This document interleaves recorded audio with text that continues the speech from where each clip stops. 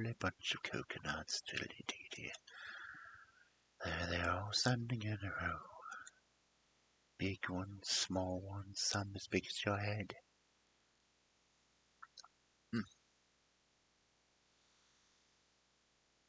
Am I on yet? The world may never know.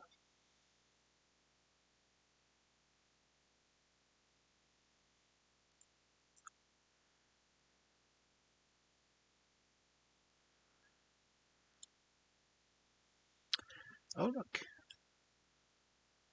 I got the notification that I'm on. Crazy, isn't it? What? Who? A wolf is online? Nah, it couldn't be. Alright, he's going to read you stories. He's going to read you fairy tales.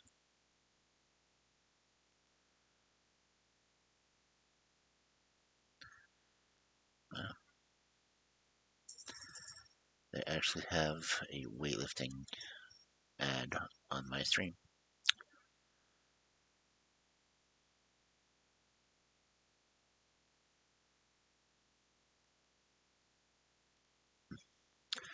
Anyway.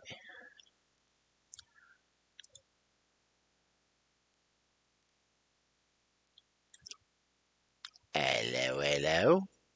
What have we here? We've got a bunch of wives wanting me to read a story to them.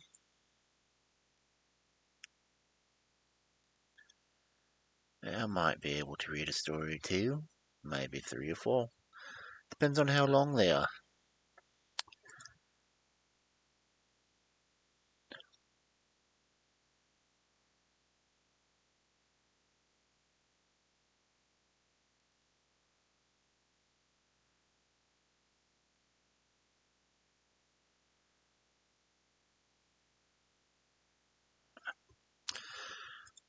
I hate that people are comparing the horrible person in, what, North Dakota to Captain Kangaroo.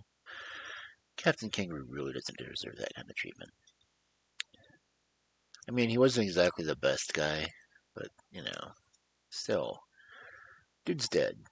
Let him rest.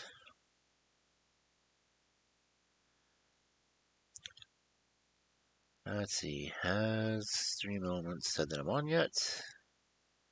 It has not.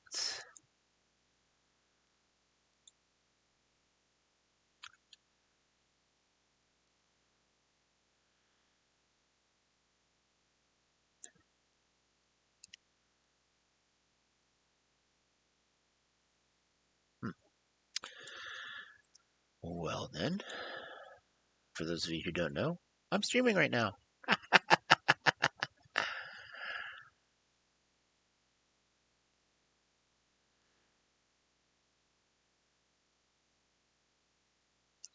want to do an introduction video.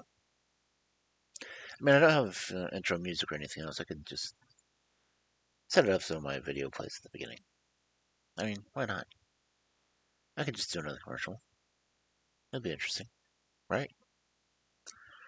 Just come in, bookstore, I'd have to redesign the rest of the place though too.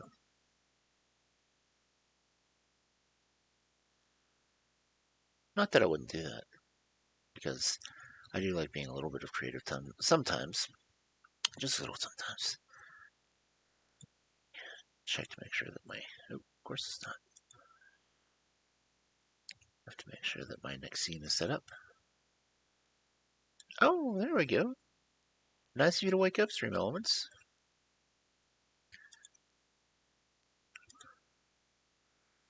Check Twitter to make sure that went out. Because, la-dee-dee-dee. Oh, there it is. Just my generic one. Okay. So, I'm thinking about bringing back the drunken fairy tales as opposed to the regular fairy tales, and save them. Well, I don't know how to do it separately. I should do it separately, but things happen, and I don't know how to set up different channels on YouTube. I kind of think I want to do one channel that's the fairy tales and one channel that's the not fairy tales. So, like, I'd have ones that go on Fairy Tale Fridays and have them on one channel, then have the Thursday shows on a different channel, and if it had Drunken Fairy Tales, which would have all the, language and me pretty much making fun of the stories the entire time I'm reading them, I'll run a different channel for that too. But I don't know how to set that up. If anyone does, and you're actually watching this VOD, because you're not watching the stream right now, let me know. Kentrin.valgry@gmail.com, or you can find me at KentrinWolf on Twitter, Kentrin Valgry on YouTube. Generally speaking, if you look up Kentrin Valgry, you will find me. Because that is who I am. That is who I plan to continue being, and that is, well, that'd be that, yo. I don't really have any mods. I've got, yeah. So, we are doing fairy tales tonight from the Beauty and the Beast book that I show people. It is a collection of random fairy tales, so they're going to be from multiple authors, but the book doesn't exactly tell me who the authors are. So I'll just be telling the stories as they have come, as one does. I do have new point redeems. I added the toasts and the anecdotes today, and I do have the ones that hopefully will play sound alerts. Maybe.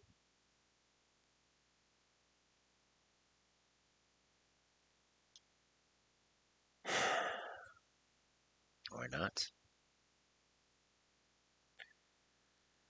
Why do the sound alerts not work anymore? They are all there. Why does it not want to play?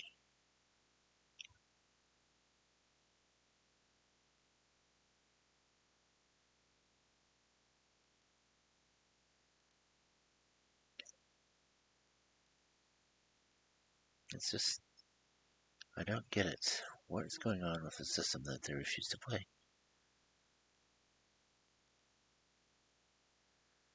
Do I have to relog into it every time I want to do something?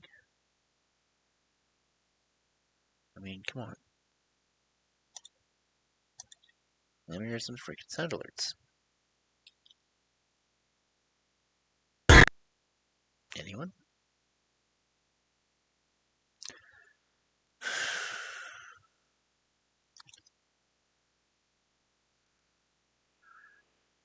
How do I check this case? Because it bothers me that it refuses to work properly.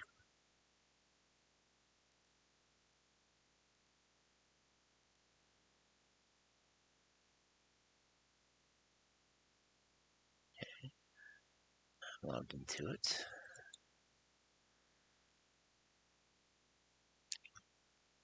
Okay, my alerts. Let's find one. Test the browser.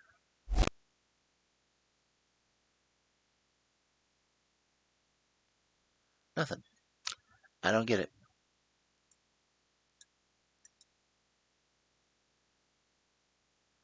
I just don't know why they're not working. Alert settings. Default. It's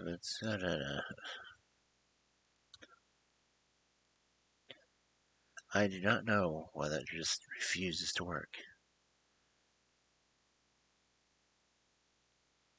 But it really annoys the hell out of me. It really does.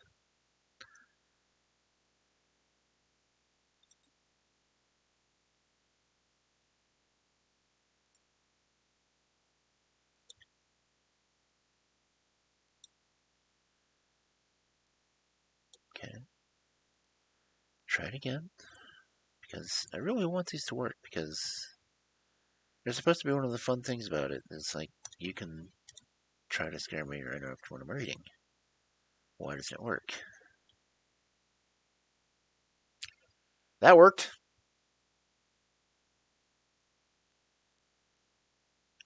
Freaking Lord, that worked. Okay, does the other one work?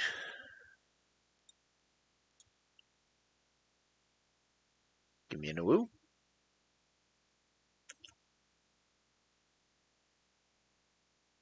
Well, that's working.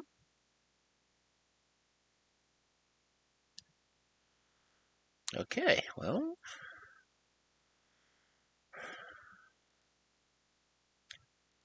I don't know why, but it was, so I guess I'll just go with it.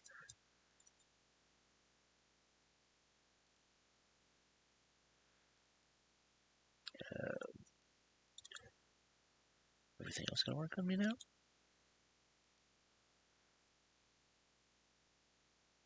Flashed on. That was thrown one, I think. And okay. Well, I guess it's working. I will know when Sammy decides to play one. But in the meantime, it's... Oh, it's not time yet. It is not yet 10 minutes after, so we don't have to go to the reading room yet.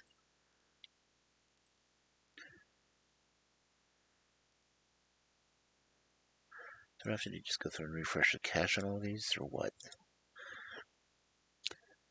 I do think it's interesting that I have recorded enough videos in the past year that I have filled my little 500 meg, or my 500 gig hard drive. So hopefully in the next day or two, I'm going to get a 2 terabyte one, and well, I'll keep a good recording of all of it, because I've been having to compress everything just to keep it in. This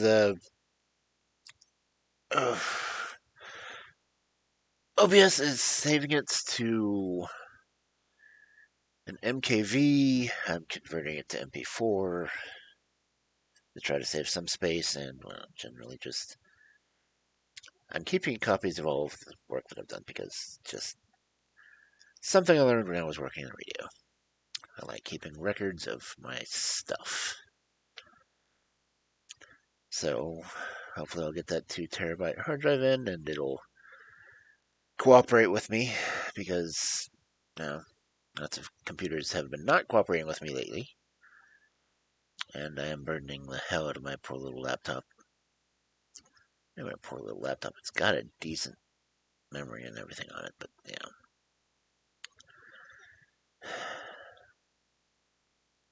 I'm going to do the editors real quick, so bear with me or wolf with me, one or the other.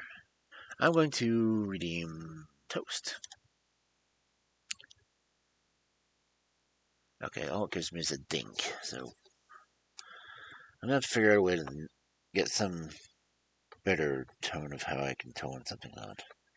Anyway.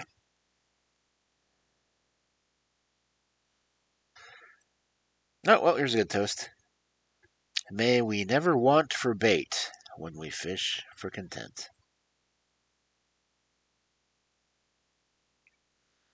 Okay, I'm hearing sounds from other streams. Let's see, what's another one? Health of body, peace of mind, an extra shirt, and $1. Mind you, these are toasts from 1914. These are almost as old as me. Let's see. Oh, there's a good one. May we look forward with pleasure and backward without regret. No regrets. May we never crack a joke. May we never break a joke to crack a reputation. Yep, these are good toasts.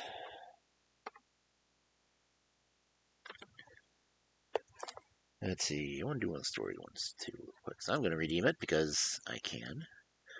They are the antidotes, and they're the 500 point ones.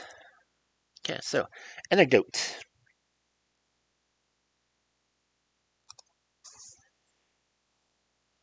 At the close of his talk before Sunday school, a bishop invited questions. A tiny boy with white, eager face at once held up his hand. "Please, sir," he said, "why was Adam never a baby?" The bishop coughed in doubt as to what answer to give him, but a little girl, the eldest of several brothers and sisters, came promptly to his aid. "Please, sir," she answered smartly, "there was nobody to nuss him."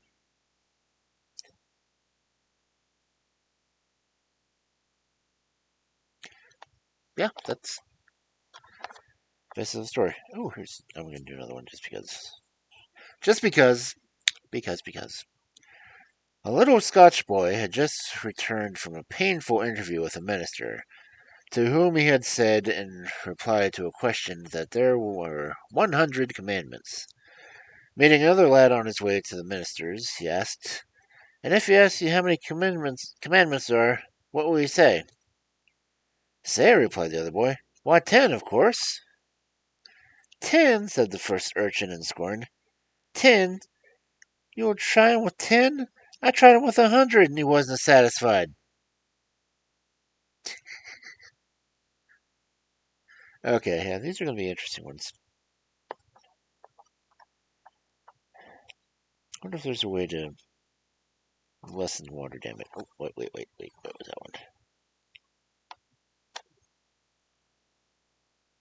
Okay, I like this one too. Okay. She came down the streets 3 steps at a time and sailed into a country newspaper office like a whirlwind. She waited for no ceremony, but wildly asked, "Is this the printing office?" "Yes, ma'am." "I want to stop my paper." "All right, ma'am. Stop it right away, too." "It stopped," we replied, making a blue line through her husband's name on the subscription list. "Maybe that will learn you some horse sense and how to do a square thing the next time, and not to slap people just 'cause they're poor. If some rich, stuck-up folks happen to be a bald-headed brat born to 'em, you're in an awful hurry to put it in the paper and make it out like an angel. But when poor people have a baby, you can't say a word about it, even if it's the purtiest child born. That's why I'm stopping the paper for. This ought to be a lesson to every paper in Oklahoma." And she went out of the office as mad as a wet hen.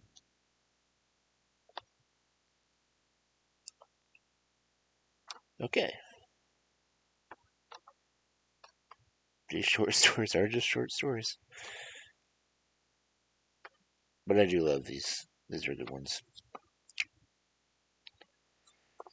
Maybe we get many a redeem for those. And keep the book handy for when you do the redeems. But as we are now 18 minutes in, I suppose we should switch over to the reading orange. Because it's fairy tale time.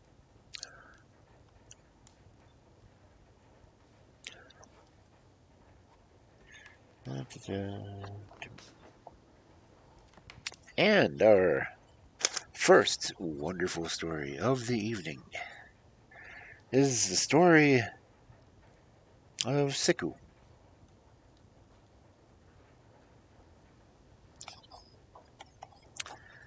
And my eyebrows are going crazy, but oh well. This is from the Pink Fairy book, which I do have now and will read eventually. May or may not be. Ooh, I wonder what that would be like. Yeah, I'll do that. Oh, option for future. The Story of Ciccu, from the Pink Fairy book.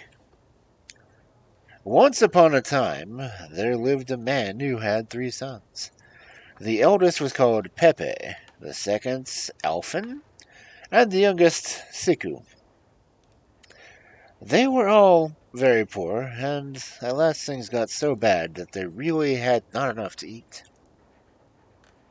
So the father called his sons and said to them, "My dear boys, I am too old to work any more, and there is nothing left for me but to beg in the streets." "No, no," exclaimed his sons, "that you shall never do. Rather, if it must be, we would do it ourselves. But we have thought of a better plan than that." "What is it?" asked the father. "Well, we will take you to the forest where you shall cut wood, and then we will bind it up in bundles and sell it in town." So their father let them do as they said, and as they made their way into the forest, as the old man was weak from the lack of food, his sons took in turns to carry him on their backs. They built a little hut, and where they might take shelter, and set to work. Every morning, early after, the father cuts his sticks, and the sons bound them in bundles and carried them into town, bringing back the food the old man so much needed. Some months passed in this way, and the father suddenly fell ill, and knew that the time had come when he must die. He bade his sons fetch him a lawyer, so that he might make his will, and when the man arrived, he explained his wishes. "I have," said he, "a little house in the village, and it overgrows a fig tree. I leave the house to my sons, who are to live in it together. The fig tree I divide as follows. To my son Pepe, I leave the branches. To my son Elfin, I leave the trunk. To my son Ciccu, I leave the fruit. Besides the house and the tree, I have an old coverlet, which I leave to my eldest son, and a horn, and an old purse which I leave to my second son, and a horn which I leave to my youngest son. And now, farewell." Thus speaking, he laid himself down and died quietly. The brothers wept bitterly for their father, whom they loved, and when they had buried him, they began to talk over their future lives. "What shall we do now?" they said. "We shall live in the wood, or go back to the village." And they made up their minds to stay where they were, and continue to earn their living by selling firewood. One very hot evening, after they had been working hard all day, they fell asleep under a tree in front of the hut, and as they slept, there came by 3 fairies who stopped to look at them, as fairies do. "What fine fellows," said one. "Let us give them a present." "Yes, what shall it be?" asked another. "His youth has a coverlet over him," said the first fairy. "When he wraps it around him and wishes himself in any place, he will find himself there in an instant." Then the second fairy said, "This youth has a purse in his hand. I will promise that it shall always give him as much gold as he asks for." Last came the third fairy. "This one has a horn slung around him. When he blows at the small end, the seas shall be covered with ships, and if he blows the wide end, they will all be sunk in the waves."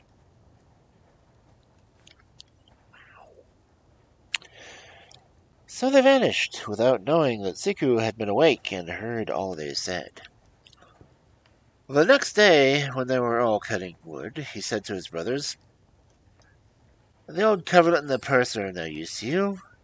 I wish you would give them all to me. I have a fancy for them, for the sake of old times." Now Pepe and Alvin were very fond of Ciccu, and never refused him anything, so they let him have the coverlet and the purse without a word. When he had got them safely, Ciccu went on, "Dear brothers, I am tired of the forest. I want to live in the town and work at some trade." "Oh, Ciccu, stay with us," they cried. "We are very happy here, and who knows how we will get on elsewhere?"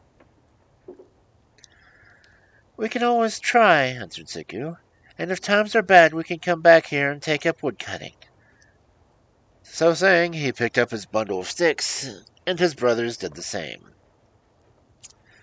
But when they reached the town, they found that the market was overstocked with firewood, and they did not sell enough to buy themselves a dinner, very far less than any food to carry home. They were wondering sadly what to do when Ciccu said, come with me to the inn and let us have something to eat. They were so hungry by this time that they did not care much whether they paid for it or not. So they followed Ciccu, who gave his orders to the host. Bring us 3 dishes, the nicest that you have, and a good bottle of wine, too. Ciccu, Ciccu, whispered his brothers, horrified at this extravagance. Are you mad? How do you ever mean to pay for it? Let me alone, replied Ciccu. I know what I am about. And when they had finished their dinner, Ciccu told the others to go on, and he would wait to pay the bill. His brothers hurried on without needing to be told twice. For, they thought, he has no money, and of course there will be a row. When they were out of sight, Ciccu asked the landlord how much he owed, and then said to his purse, Dear purse, give me, I pray you, 6 florins. And instantly 6 florins were in the purse. And he paid the bill and joined his brothers. How did you manage? They asked. Never you mind, answered he. I have paid every penny, and no more would he say. But the other 2 were very uneasy, for they felt surely something must be wrong, and the sooner they parted company with Ciccu, the better. Ciccu understood what they were thinking, and drawing 40 gold pieces from his pocket, he held out 20 to each, saying, Take these and turn them into a good account. I am going away to seek my fortune. Then he embraced them, and struck down another road. He wandered on for many days, till at length he came to a town where the king had his court.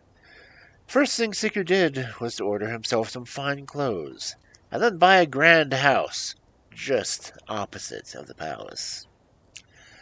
Next, he locked his door, and ordered a shower of gold to cover the staircase, and when this was done, the door was flung open wide, and everyone came and peeped at the shining golden stairs. Lastly, the rumor of these wonders reached the ears of the king, who left his palace to behold these splendors with his own eyes. And Ciccu received him with all respect, and showed him all over the house. When the king went home, he told such stories of what he had seen that his wife and daughter declared that they must go to see them too. So the king sent to ask Ciccu's leave, and Ciccu answered it, that if the queen and the princess would be pleased to do him such great honor, he would show them anything they wished. Now the princess was as beautiful as the sun, and when Ciccu looked upon her, his heart went out to her, and he longed to have her as his wife. The princess saw what was passing in his mind, and how she could make use of it to satisfy her curiosity as to the golden stairs. So she praised him and flattered him, and put cunning questions, till at length Ciccu's head was quite turned, and he told her the whole story of the fairies and their gifts. Then she begged him to lend her the purse for a few days, so that she could have one made like it. And so was the love he had for her that he gave it to her at once. The princess returned to the palace, taking with her the purse, which she had not the smallest intention of ever restoring to Ciccu. Very soon Ciccu had spent all the money he had by him, and could no more without the help of his purse. Of course, he went at once to the king's daughter and asked her if she had done with it, but she put him off with some excuse and told him to come back the next day. Princesses. The next day it was the same thing, and the next, till a great rage filled Ciccu's heart instead of the love that had been there. And when night came, he took in his hand a thick stick, wrapped himself in the coverlet, and wished himself into the chamber of the princess. The princess was asleep, but Ciccu seized her arm and pulled her out of the bed, and beat her till she gave back the purse. Then he took up the coverlet and wished he was safe in his own house. Yeah.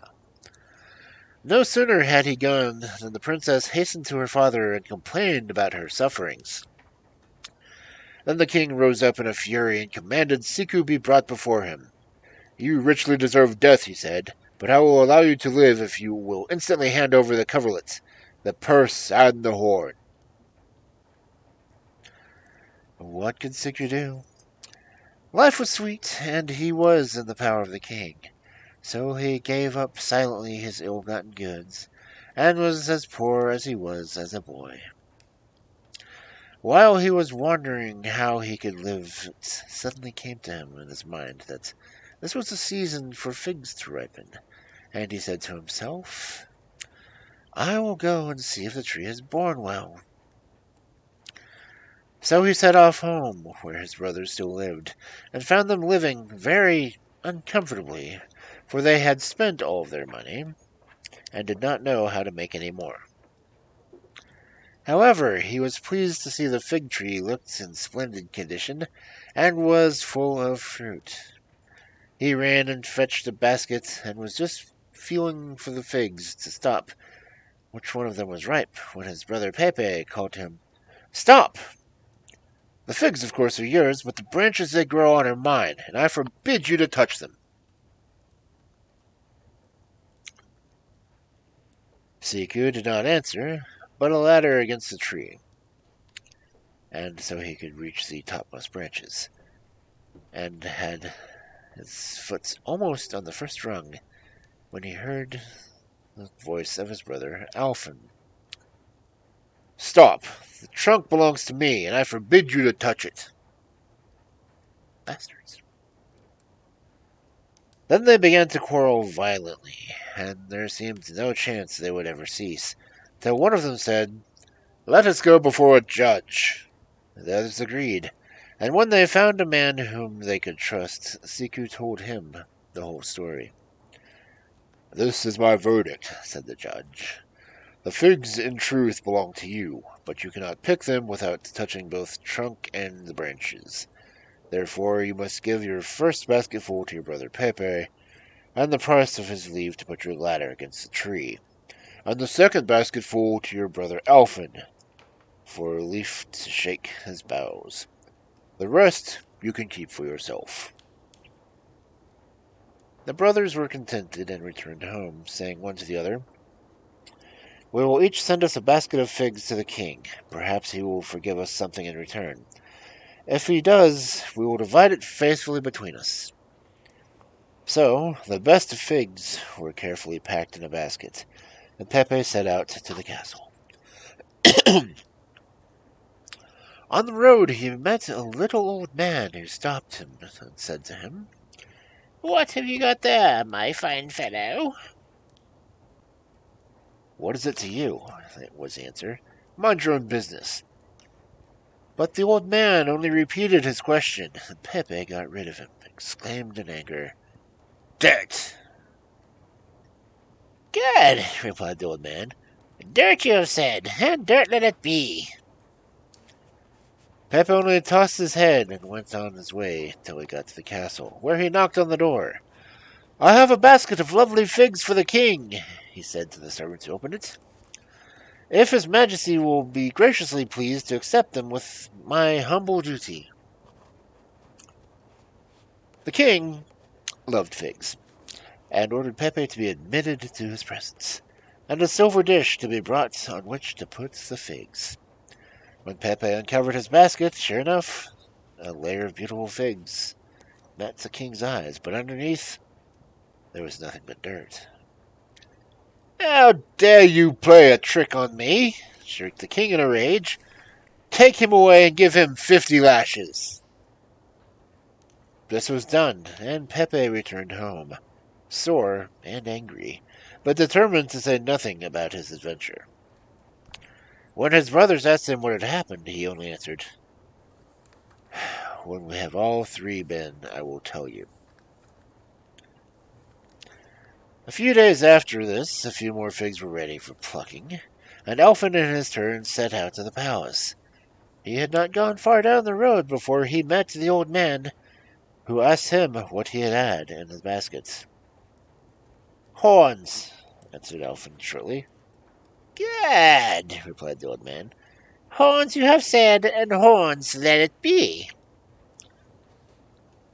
When Elfin reached the castle, he knocked on the door and said to the servants, "Here's a lovely basket of figs, if his majesty is good enough to accept them with my humble duty."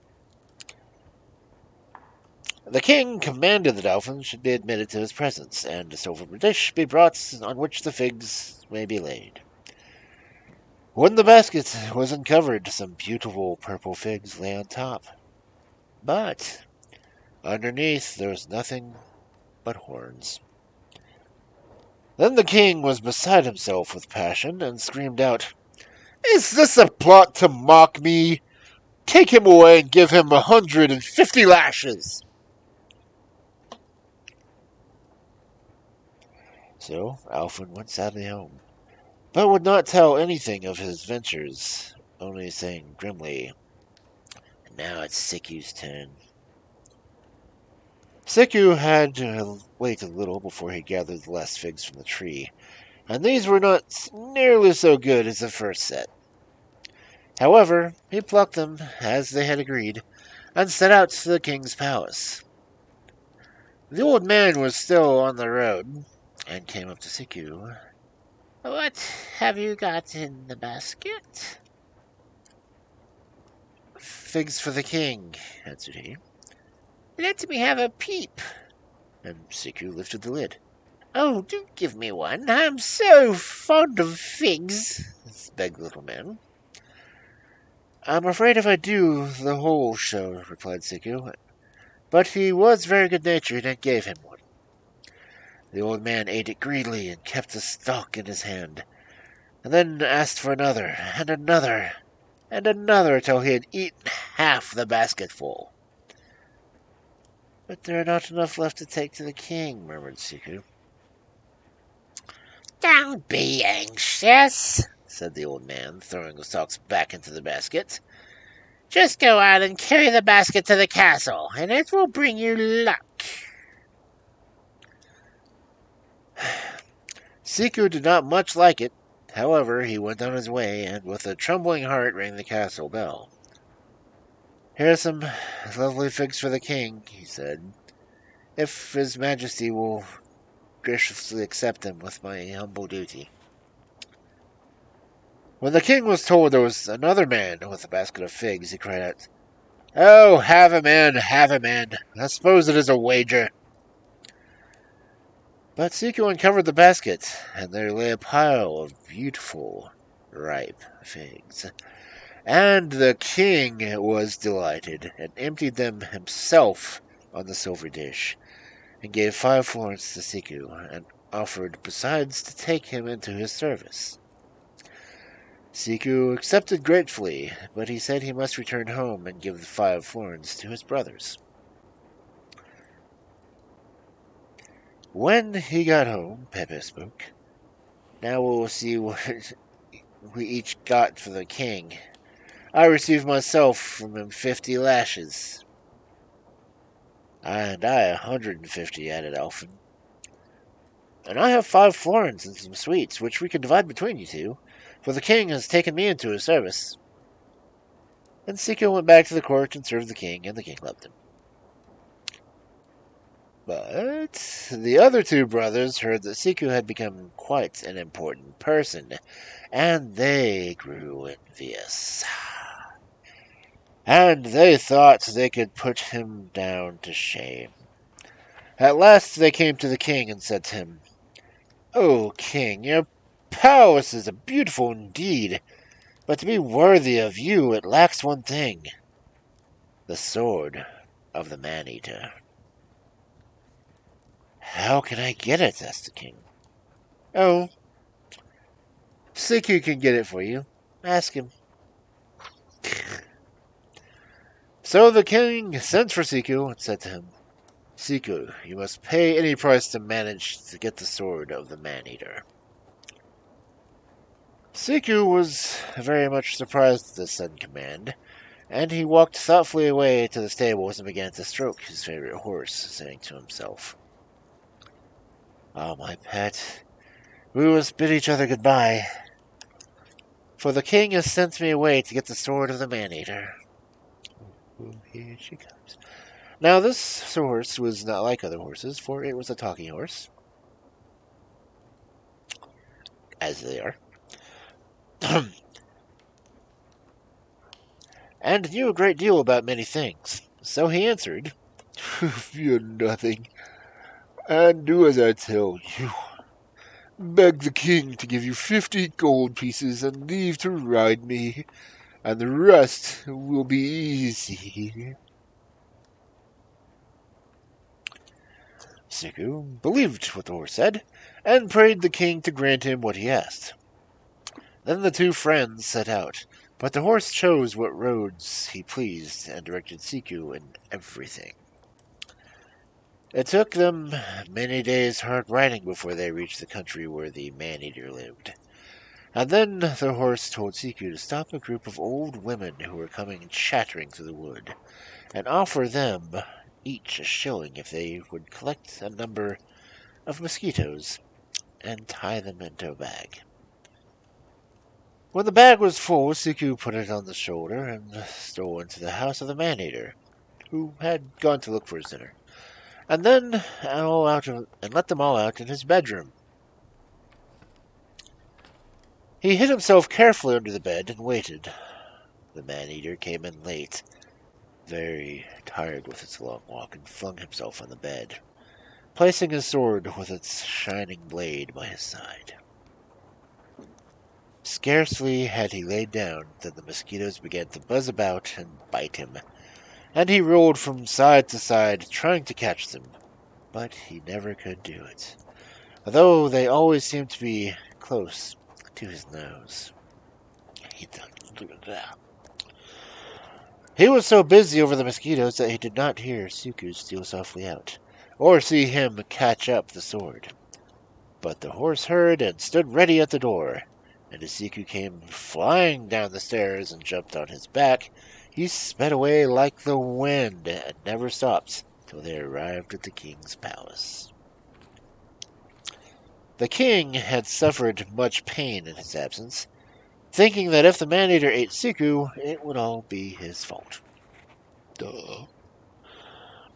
And he was so overjoyed to have him safe that he almost forgot the sword which he had sent him to bring.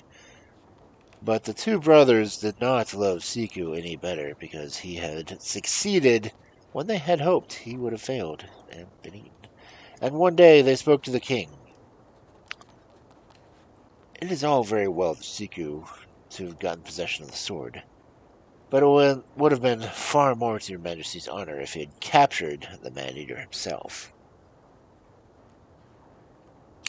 The king thought about these words, and at last he said to Ciccu, "Ciccu, I shall never rest until you bring me back the man-eater himself. You may have any help you like, but somehow or other you must manage to do it." Ciccu felt very much cast down by these words, and went to the stable to ask advice of his friend the horse. "Fear nothing," said the horse. "Just say you want me and 50 gold pieces." Ciccu did as he was bid, and the two set out together. When they reached the country of the man-eater, Ciccu made all the church bells toll, and a proclamation was made. "Ciccu, the servant of the king, is dead." The man-eater soon heard what everyone was saying, and was glad in his heart, for he thought, "Well, it is good news that the thief who stole my sword is dead." How did he know? But Ciccu bought an axe and a saw, and cut down a pine tree in the nearest wood, and began to hew it into planks. "What are you doing in my wood?" asked the man-eater, coming up. "Noble lord," answered Ciccu, "I am making a coffin for the body of Ciccu, who is dead." "Don't be in a hurry," answered the man-eater, who of course did not know whom he was talking to, because he never saw him. and perhaps I can help you. And they set out to work sawing and fitting, and very soon the coffin was finished. Then Ciccu scratched his ear thoughtfully and cried, Idiot that I am, I never took any measures. How am I to know if it's big enough? But now I come to think of it, Ciccu was about your size. I wonder if you would be so good as to put yourself in the coffin and see if there's room enough. Oh, delighted, said the man-eater, and laid himself at full length in the coffin. Ciccu clamped on the lid, and put a strong cord around it, and tied it fast on his horse, then rode back to the king. And when the king saw that he really had brought back the man-eater, he commanded a huge iron chest to be brought and locked the coffin up inside. Thanks. Just about this time the queen died, and soon after the king thought he would like to marry again. He sought everywhere, but he could not hear of any princess that took his fancy. Then the two envious brothers came to him and said, Oh, king, there's but woman that is worthy to be your wife, and that is she who is fairest in the whole world. But where can I find her? Said the king. Oh, Ciccu will know. He will bring you to her.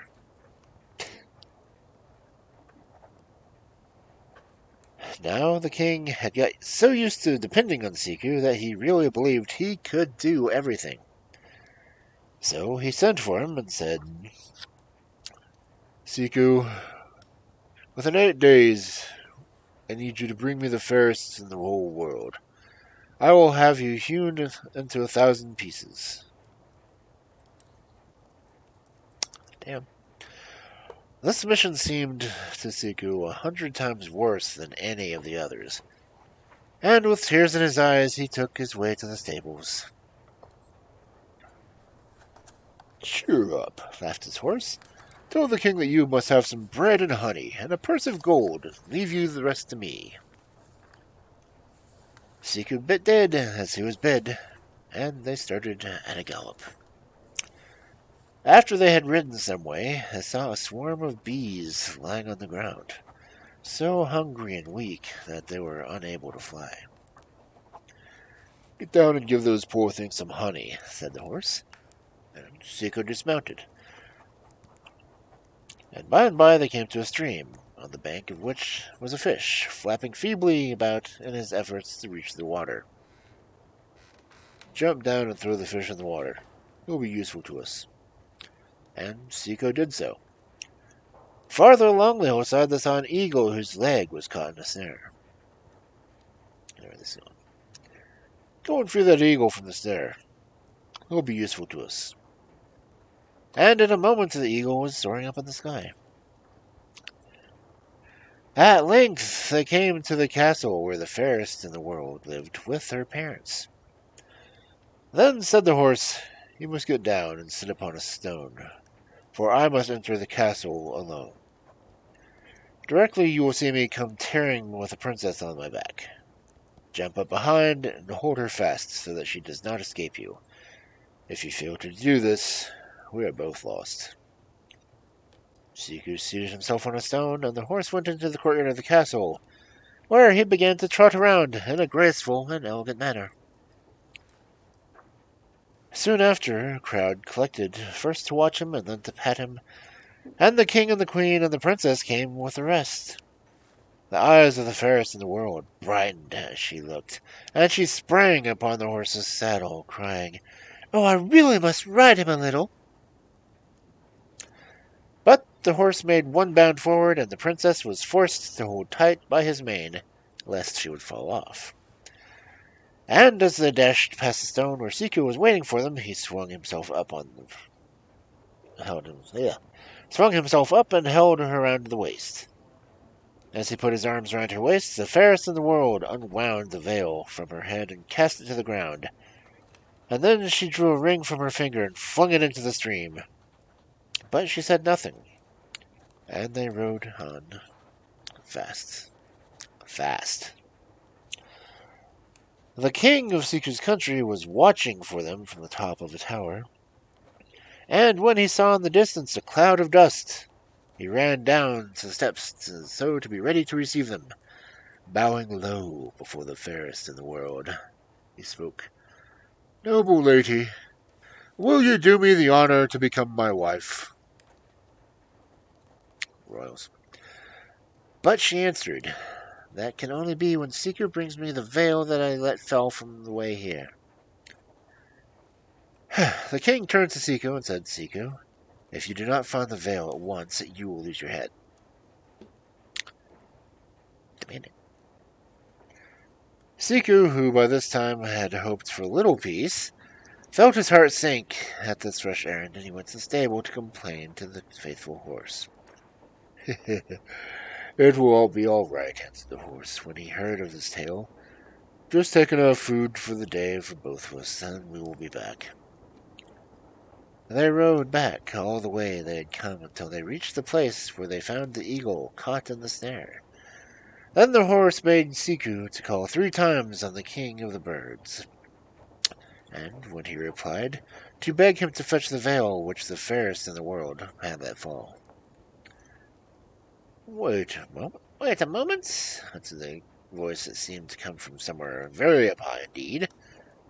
"An eagle was playing with it just now, and he will be here with it in an instant." And a few minutes after, there was a sound of wings, and an eagle came fluttering towards them with the veil in its beak. And Ciccu saw it was the same eagle that he had freed from the snare. So he took the veil and rode back to the king. Now the king was enchanted to see him, and took the veil from Ciccu and hung it over the princess, crying, "Here is the veil you asked for, so I claim you for my wife." That's how it works. "Not so fast," she answered. "I can never be your wife till Ciccu puts on my finger the ring that I threw into the stream." Ciccu, who was standing by expecting something of the sort, bowed his head when he heard her words, and went straight to the horse. "Mount at once," said the horse. "This time it is very simple." And he carried Ciccu to the banks of the little stream. "Now call 3 times on the Emperor of Fishes, and beg him to restore you the ring that the princess dropped." Because, Emperor of Fishes has nothing better to do. Go for a ring.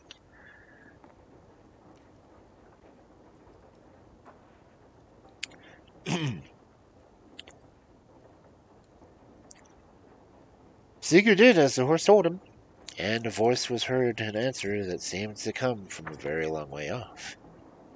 "What is your will?" it asked. Ciccu replied that he had been commanded to bring back the ring of the princess had flung as she rode past.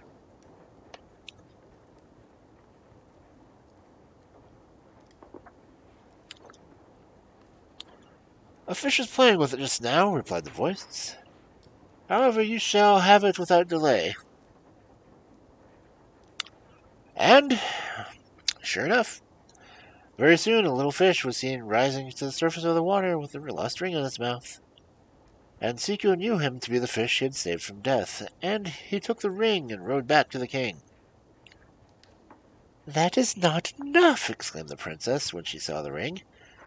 "Before we can be made man and wife, the oven must be heated for 3 days and 3 nights, and Ciccu must jump in." What? And the king forgot how Ciccu had served him, and desired him to do as the princess said.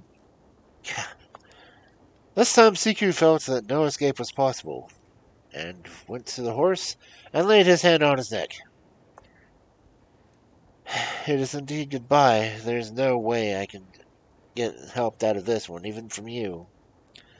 And he told him what fate awaited him. But the horse said, "Oh, never lose heart, but jump on my back and make me go until foam flies from the flecks all about me. Then get down and scrape off the foam with a knife. This you must rub all over you, and when you are quite covered you may suffer yourself to be cast into the oven, for the fire will not hurt you, or anything else." And Ciccu did exactly as the horse bade him, and went back to the king, and before the eyes of the fairest in the world, sprang into the oven. And when the fairest of the world saw what he had done, love entered into her heart, and she said to the king, "One more thing. Before I can be your wife, you must jump into the oven as Ciccu has done."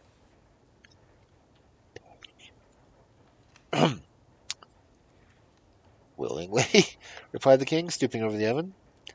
But on the brink he paused for a moment and called Ciccu. "Tell me, Ciccu, how did you manage to prevent the fire from burning you?" Now, Ciccu could not forgive his master, whom he had served so faithfully, for sending him to his death without a thought. So he answered, "I rubbed myself all over with fat, and am not even singed." When he heard these words, the king, whose head was full of the princess, never stopped to inquire if they were true, and smeared himself over with the fat and sprang into the oven. And in a moment the fire caught him, and he was burnt up. Then the fairest in the world held out her hand to Ciccu and smiled, saying, "Now we will be man and wife." So Ciccu married the fairest in the world and became king of the country.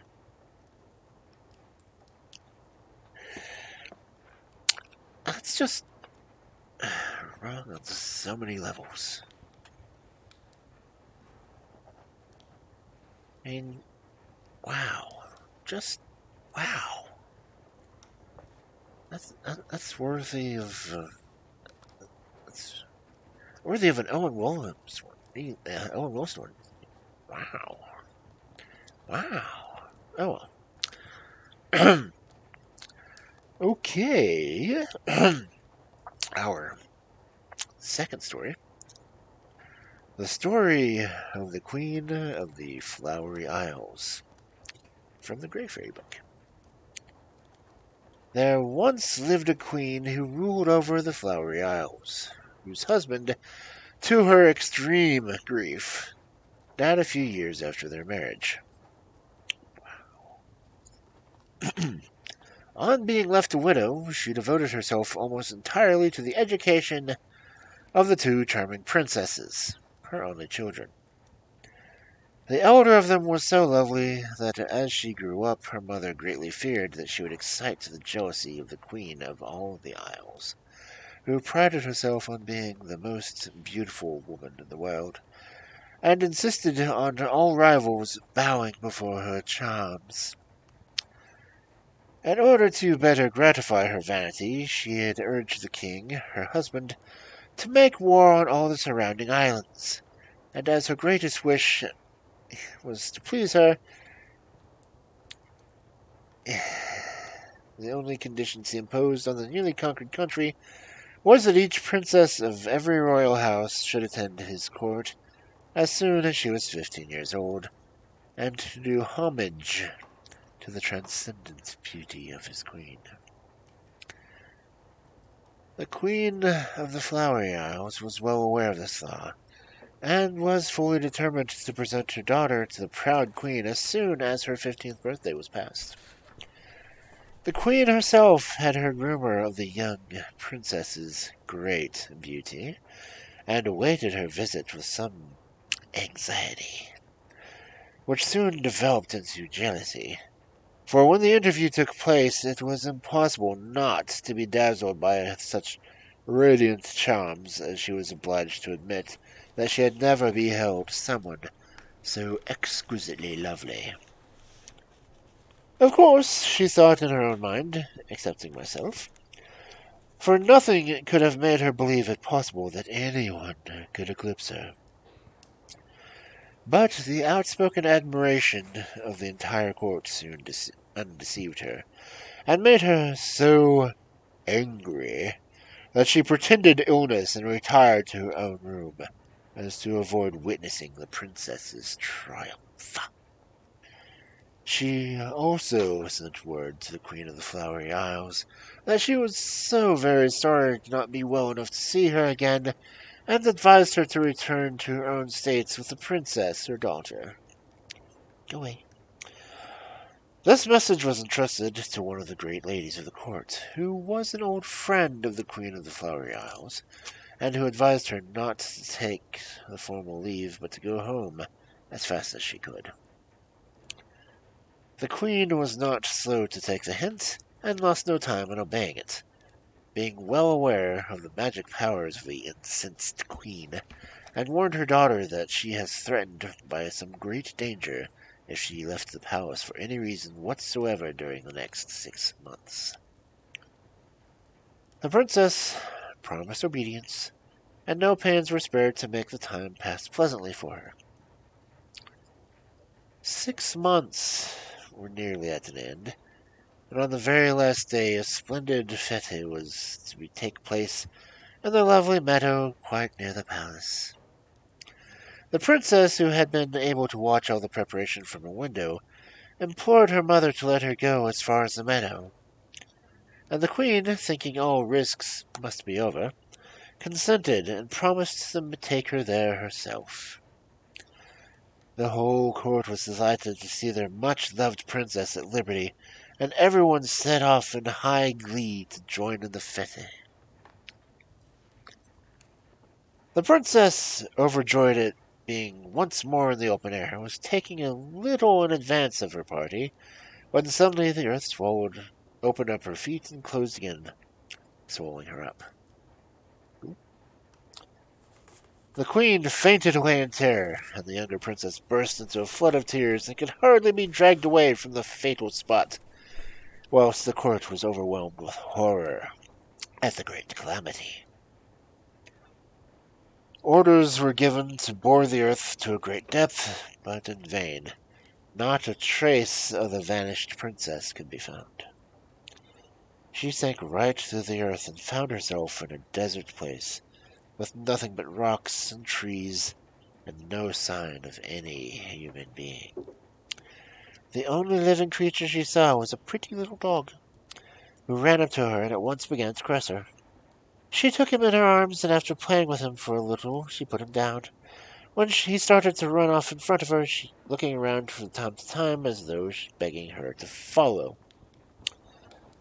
She let him lead her on, and presently reached a little hill, from which she saw a valley full of lovely fruit trees, bearing flowers and fruit together. The ground was also covered with fruits and flowers, and in the middle of the valley rose a fountain surrounded by a velvety lawn. The princess hastened to this charming spot, and sitting down on the grass began to think over the misfortune which had befallen her, and burst into tears as she reflected on her sad condition. The fruit and clear fresh water would, she knew, prevent her from dying of hunger and thirst, but how could she escape if any wild beast appeared and tried to devour her? At length, having thought over every possible evil which could happen, the princess tried to distract herself by playing with the little dog. She spent the whole day near the fountain, but as night drew on, she wondered what she would do, when she noticed that the little dog was pulling at her dress. She paid no heed to him at first, but as he continued to pull her dress, and then run a few steps in one particular direction, she decided to follow him. He stopped before a rock with a large opening in the center, which he evidently wished her to enter.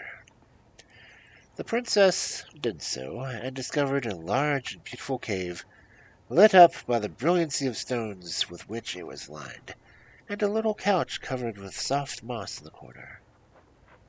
She lay down on it, and the dog at once settled at her feet. Tired out with all she had gone through, she soon fell asleep. The next morning she was awakened very early by the songs of many birds.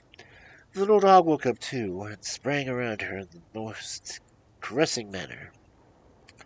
She got up and went outside, the dog as before running in front and turning back constantly to take her dress and draw on her. She let him have his way, and he soon led her back to the beautiful garden, where she had spent the day before. Here she ate some fruit, drank the water from the fountain, and felt as though she had made an excellent meal. She walked among the flowers, played with the little dog, and at night she returned to sleep in the cave. In this way, the princess passed several months, and as her first terrors died away, she gradually became more resigned to her fate. The little dog, too, was a great comfort, and her constant companion. One day she noticed that he seemed very sad, and did not even caress her as usual. Fearing that he might be ill, she carried him to a spot where she had seen him eat some particular herbs, hoping they might do him good. But he would not touch them. He spent all the night, too, sighing and groaning as if in great pain. At last the princess fell asleep, and when she awoke, her first thought was for the little pet, but she did not find him at her feet as usual. She ran out of the cave to look for him. She stepped out of the cave, and she caught sight of an old man who hurried away as fast that she could barely see him in time before he disappeared. This was a fresh surprise, and almost a great shock as at the loss of her dog, who had been so faithful to her ever since the first day she had seen him. She wondered if he strayed away or if the old man had stolen him. Tormented by all kinds of thoughts and fears, she wandered on, when she suddenly felt herself wrapped in a thick cloud and carried through the air. She made no resistance. Before very long she found herself, to great surprise, in an avenue leading to a palace in which she had been born. No sign of the cloud anywhere. The princess approached the palace. She perceived that everyone was dressed in black, and she was filled with fear as to the cause of the mourning. She hastened on, and was soon recognized and welcomed with shouts of joy. Her sister, hearing the cheers, ran out and embraced the wanderer with tears of happiness, telling her that the shock of her disappearance had been so terrible that her mother had only survived it a few days. Since then, the younger princess had worn the crown, which was now resigned to her sister, to whom it rightfully belonged. But the elder sister refused, and would only accept the crown on the condition that her sister would share in all the power. The first acts of the new queen were to do honor to the memory of her dear mother, and to shower every mark of generous affection to her sister. Then, being still very grieved at the loss of her little dog, she had a careful search made for him in every country, and when nothing could be heard of him, she was so grieved that she offered half her kingdom to whoever could restore him to her. Women dogs.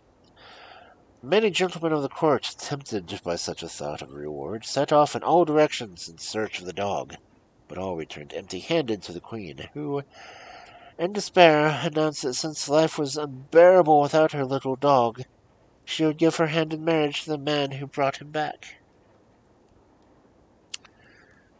The prospect of such a prize quickly turned the court into a desert. Nearly every courtier starting on the quest. Whilst they were away, the queen was informed one day that a very ill-looking man wished to speak with her. She desired him to be shown into the room where she was sitting with her sister. On entering her presence, he said that he was prepared to give the queen her little dog, if she, on her side, was ready to keep her word. The princess was the first to speak, and she said the queen had no right to marry without the consent of the nation, and that on so important anything against the statement. But she ordered the apartments in the palace to be given to the man, and desired the council to meet the following day. Next day, accordingly, the council assembled in a great state, and by the princess's advice it was decided to offer the man a large sum of money for the dog, and, should he refuse it, banish him from the kingdom without seeing the queen again.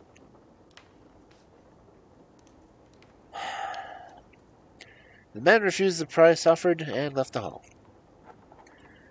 The princess informed the queen what had passed, and the queen approved of all, but added that she was her own mistress, and she made up her mind to abdicate the throne, and to wander through the world until she found her little dog.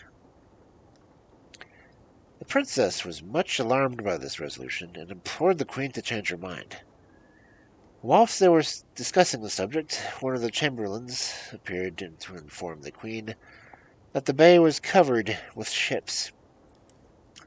The two sisters ran to the balcony and saw a large fleet in full sail in the port.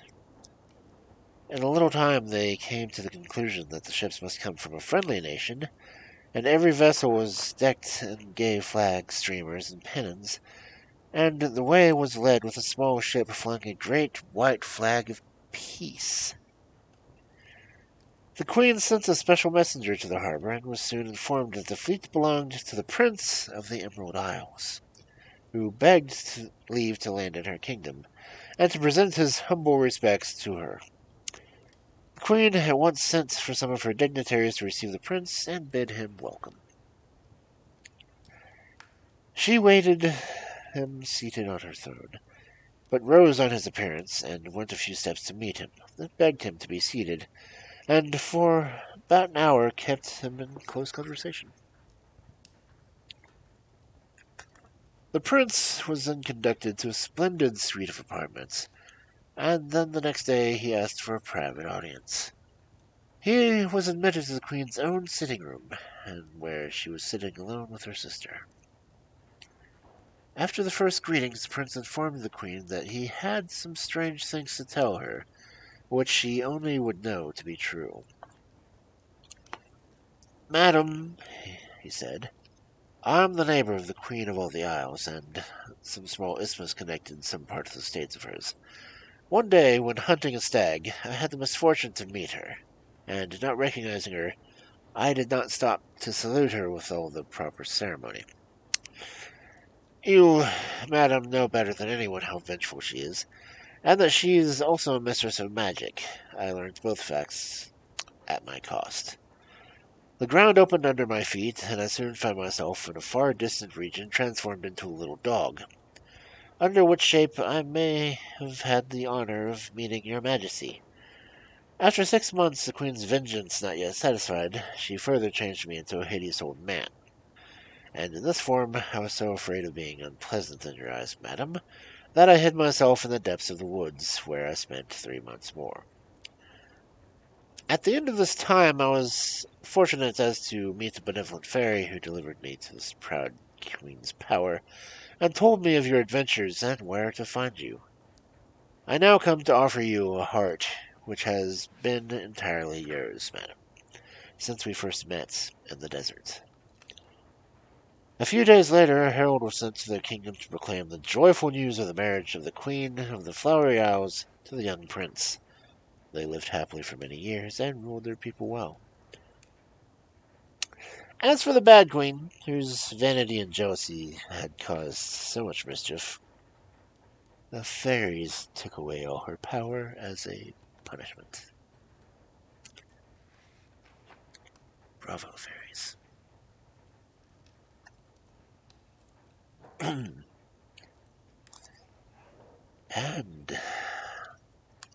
our third tale of fancy for the night.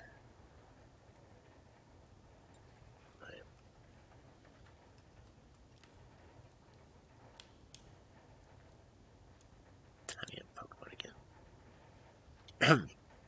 How to Tell a True Princess, from the Yellow Fairy book.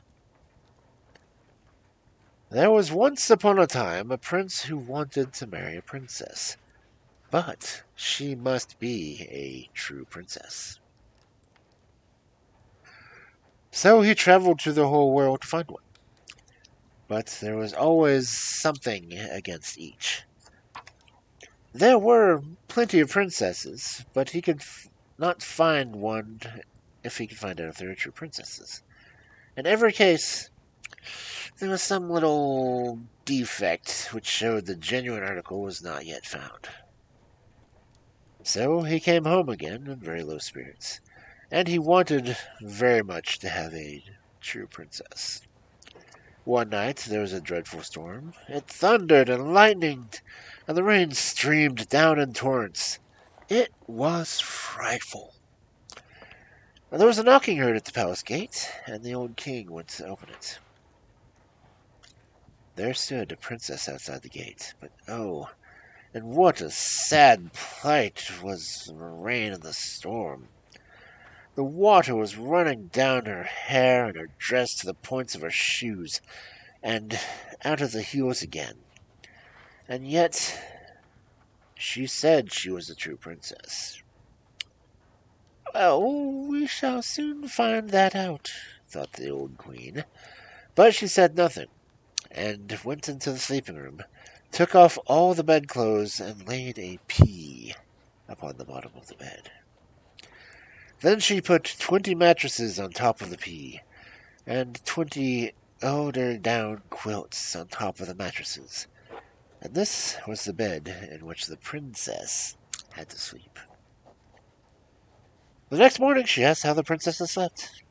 Oh, very badly, said the princess. I scarcely closed my eyes all night. I'm sure I don't know what was in the bed.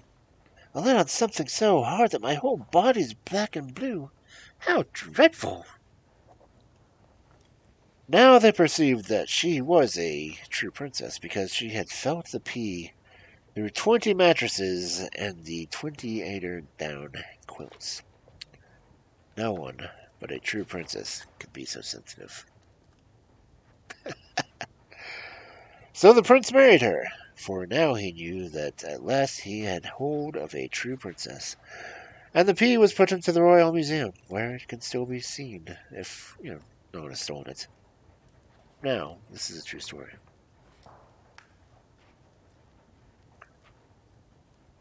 Honestly, I think someone ate the pea. Yeah. Anyway,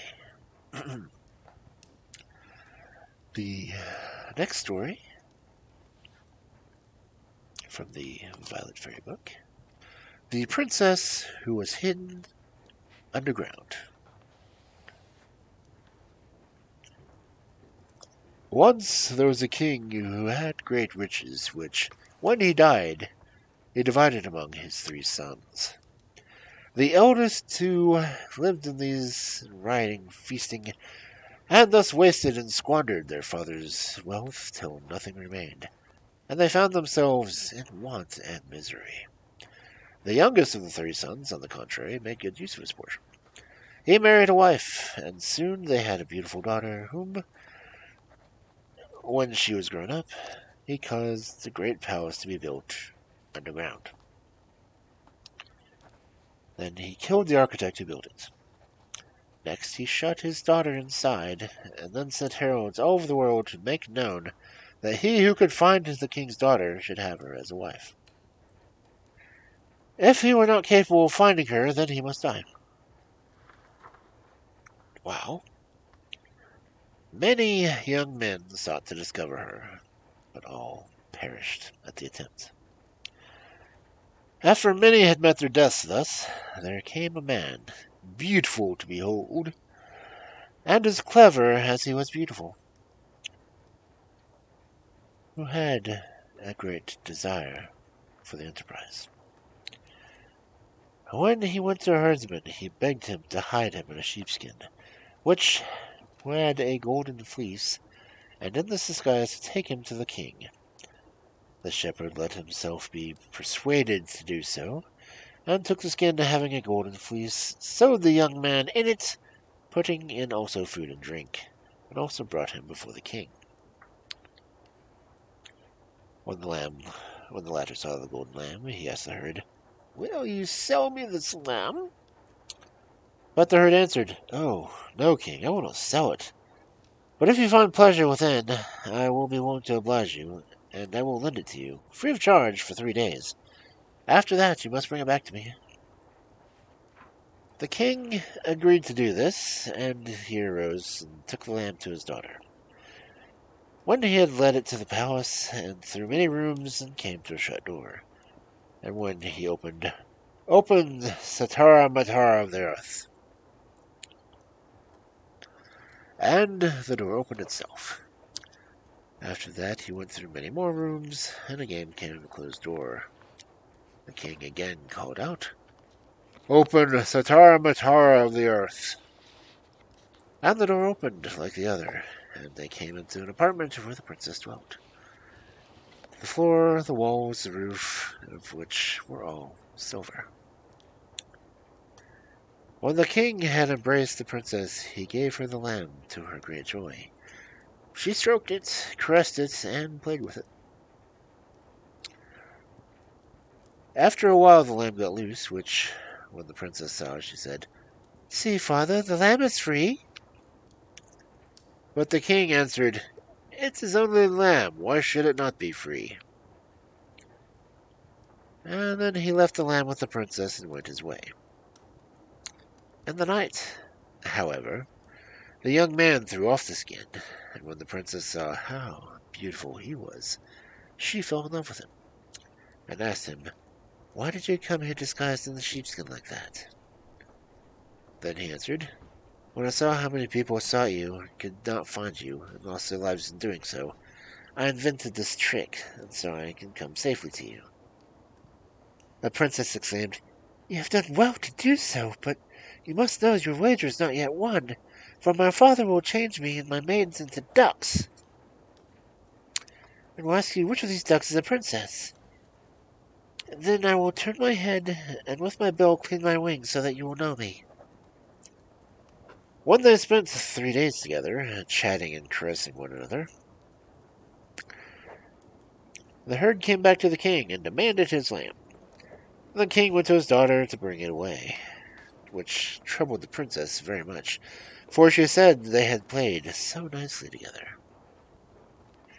The king said, "I cannot leave it with you, my daughter, for it is only lent to me." So he took it away with him and gave it back to the shepherd. Then the young man threw the skin from him and went to the king, saying, "Sire, I am persuaded to find your daughter." When the king saw how handsome he was, he said, "My lad, I have pity on your youth. This enterprise has already cost many lives, and will certainly be the death of you as well." But the young man answered, "I accept your conditions, O king. I will either find her or lose my head."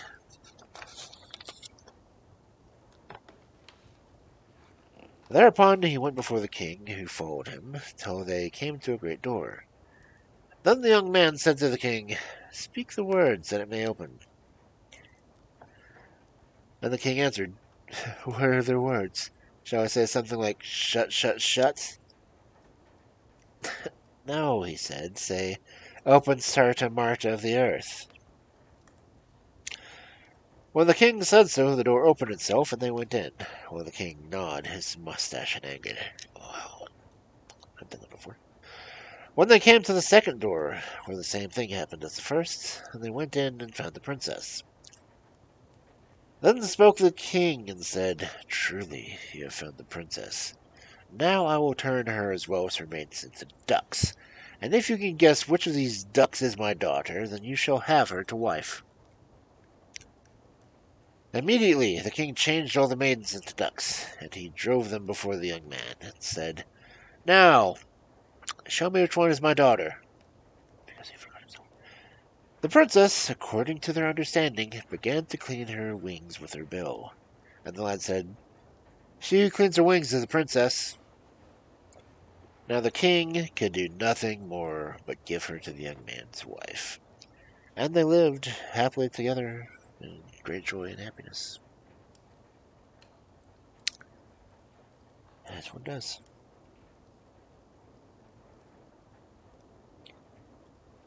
Our next wondrous tale says it's from the Red Fairy book, which means we have read it before. No, we haven't. We've read the blue one. Anyway, next story from the Red Fairy book. Graciosa and Percinet. Once upon a time, there lived a king and queen who had one charming daughter. She was so graceful and pretty and clever that she was called Graciosa. And the queen was so fond of her that she could think of nothing else. Every day the queen gave the princess a lovely new frock of gold brocade, or satin, or velvet, and when she was hungry she had bowls full of sugar plums. At least 20 pots of jam. every day she was the happiest princess in the world. Now, there lived in the same court a very rich old duchess, whose name was Grumbly. She was more frightful than tongue can tell. Her hair was red as fire, and she had but one eye, and that was not a pretty one. Her face was broad as a full moon, and her mouth was so large that everybody who met her would have been afraid that they were going to be eaten up. Only she had no teeth. She was as cross as she was ugly. She could not bear to hear anyone saying how pretty or how charming Graciosa was, so she presently went away from the court to her own castle, which was not far off. But if anybody who went to see her happened to mention the charming princess, she would cry angrily. "It's not true that she is lovely. I have more beauty in my little finger than she has in her whole body." Soon after this, to the great grief of the princess, the queen was taken ill and died. And the king became so melancholy that for a whole year he shut himself up in his palace. At last his physicians, fearing that he would fall ill, ordered that he should go out and amuse himself. So a hunting party was arranged, but it was very hot, and the king soon got tired, and said he would dismount and rest in a castle which they were passing. This happened to be the Duchess Grumbly's castle, and when she heard that the king was coming, she went out to greet him, and that the cellar was the coolest place in the whole castle if he would consent to come down into it. So they went down together, and the king, seeing about 200 great casks arranged side by side, asked if it was only for herself that she had this immense store of wine. "Yes, sire," answered she, "it is for myself alone, but I shall be most happy to let you taste some of it. Which do you like? Canary, St. Julien, champagne, hermitage sack, raisin, or cider?" "Well," said the king, "since you are so kind to ask me, I prefer champagne to anything else." Then Duchess Grumbly took up a little hammer and tapped upon the wine cask, and out came at least 1,000 crowns. "What is the meaning of this?" she said, smiling. Then she tapped the next cask, and out came a bushel of gold pieces. "I don't understand this at all," said the Duchess, smiling more than before. Then she went to the third cask. Tap, tap, and out came such a stream of diamonds and pearls on the ground it was covered with them. "Ah," she cried, "this is altogether beyond my comprehension, sire. Someone must have stolen my good wine and put all this rubbish in its place." "Rubbish, do you call it, Madame Grumbly?" cried the king. "Rubbish? Why, there is enough here to buy 10 kingdoms." "Well," she said, "you must know that all these casks are full of gold and jewels, and if you would like to marry me, it shall all be yours."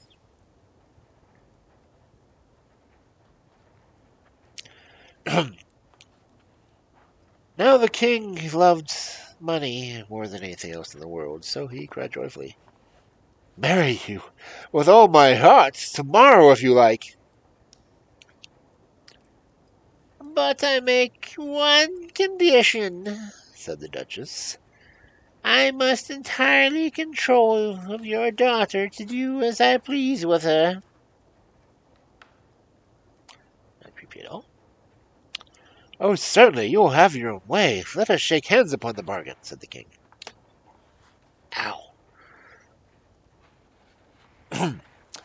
So, they shook hands and went up out of the cellar with treasure together, and the Duchess locked the door and gave the key to the king. When he got back to his own palace, Graciosa ran out to meet him and asked if he had had good sport. I caught a dove, answered he. Oh, do give it to me, said the princess, and I will keep it and take care of it for you. I can hardly do that, said he, for to speak more plainly, I meant that I met the Duchess Grumbly, and have promised to marry her. And you call her a dove, cried the princess. I should have called her a screech owl.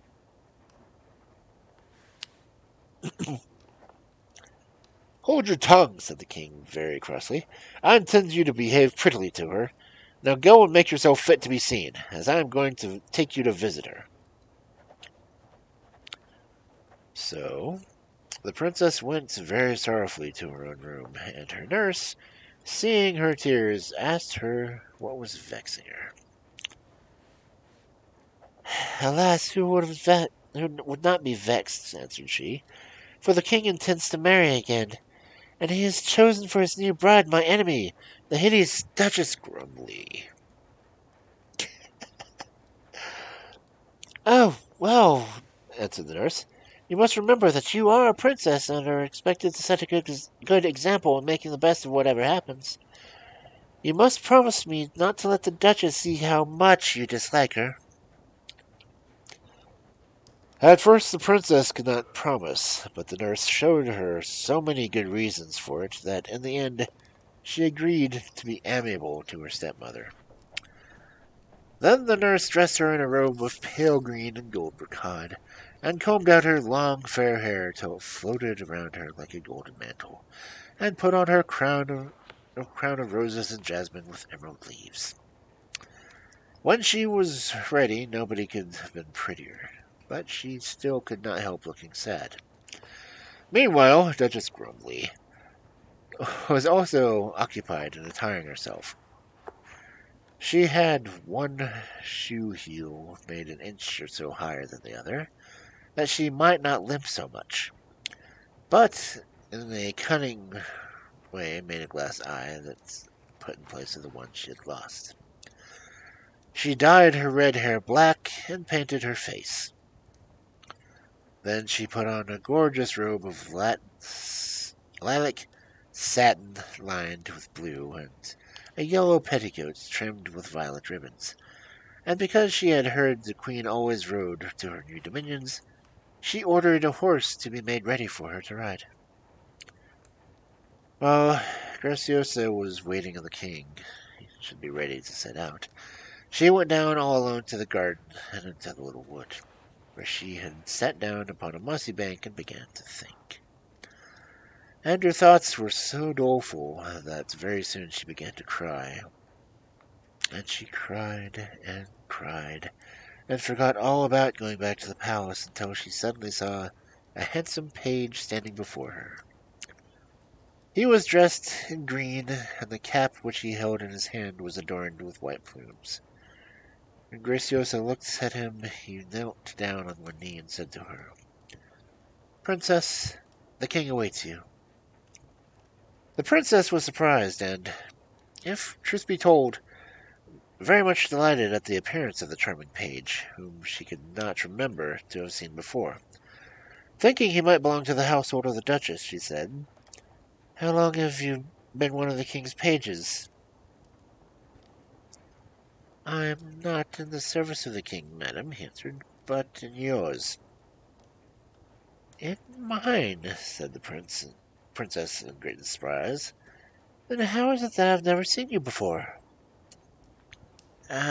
Princess, he said, I have never before dared present myself to you, but now the king's marriage threatens you with so many dangers that I have resolved to tell you at once how much I love you already, and I trust that in time I may win your regard. I am Prince Percinet, of whose riches you may have heard, and whose fairy gift will, I hope, be of some use to you in all your difficulties, if you permit me to accompany you under disguise." "Ah, Percinet!" cried the princess. "Is it really you? I have so often heard of you and wished to see you. If you will indeed be my friend, I shall not be afraid of that wicked duchess any more." So they went back to the palace together, and where Graciosa found a beautiful horse which Percinet had brought for her to ride. It was very spirited. He led it by the bridle, and in this arrangement enabled him to turn and look at the princess often, which he did not fail to do. Indeed, she was so pretty that it was already a great pleasure to look at her.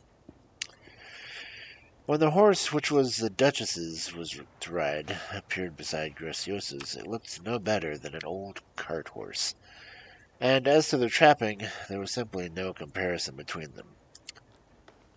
The princess's saddle and bridle were one glittering mass of diamonds. The king had so many other things to think of that when he did not notice this, but all his courtiers were entirely taken up by the admiring of the princess and her charming page in green, who was more handsome and distinguished-looking than all the rest of the court put together. When they met with the Duchess Grumbly, she was seated in an open carriage, looking in vain to look dignified. The king and the princess saluted her, and her horse was brought forward for her to mount. But when she saw Graciosa's, she cried angrily, "If that child is to have a better horse than mine, I will go back to my own castle this very minute. What is the good of being a queen if one is to be slighted like this?" Upon this, the king commanded Graciosa to dismount, and to beg the Duchess to honor her by mounting her horse. The princess obeyed in silence, and the Duchess, without looking at her or thanking her, scrambled up upon the beautiful horse, where she sat looking like a bundle of clothes, and 8 officers had to hold her up for fear she should fall off. Yikes. Even then, she was not satisfied, and was still grumbling and muttering, so they asked her what was the matter. "I wish to have a page in green to come and lead my horse, as he did as Graciosa rode it," she said very sharply. And the king ordered the page to come and lead the queen's horse. Percinet and the princess looked at one another, but never said a word. And then he did as the king commanded, and the procession started in great pomp. The Duchess was greatly elated, and as she sat in there in the state would not have wished to change places even with Graciosa. But the moment when she least expected, the beautiful horse began to plunge and rear and kick, and finally run away at such a pace it was impossible to stop him. At first the Duchess clung to the saddle, but she was very soon thrown off, and fell in a heap among stones and thorns, and they were, when they found her, shaken to a jelly, and collected what was left of her, as if she had been a broken glass. Her bonnet was there, her shoes were there, her face was scratched, and her fine clothes were covered in mud. Never was a bride seen in such a dismal plight. They carried her back to the palace and put her in bed, but as soon as she recovered enough to be able to speak, she began to scold and rage, and declare the whole affair was Graciosa's fault, and she had contrived on its purpose to get rid of her, and that if the king would not have had her punished, she would go back to her castle and enjoy her riches by herself.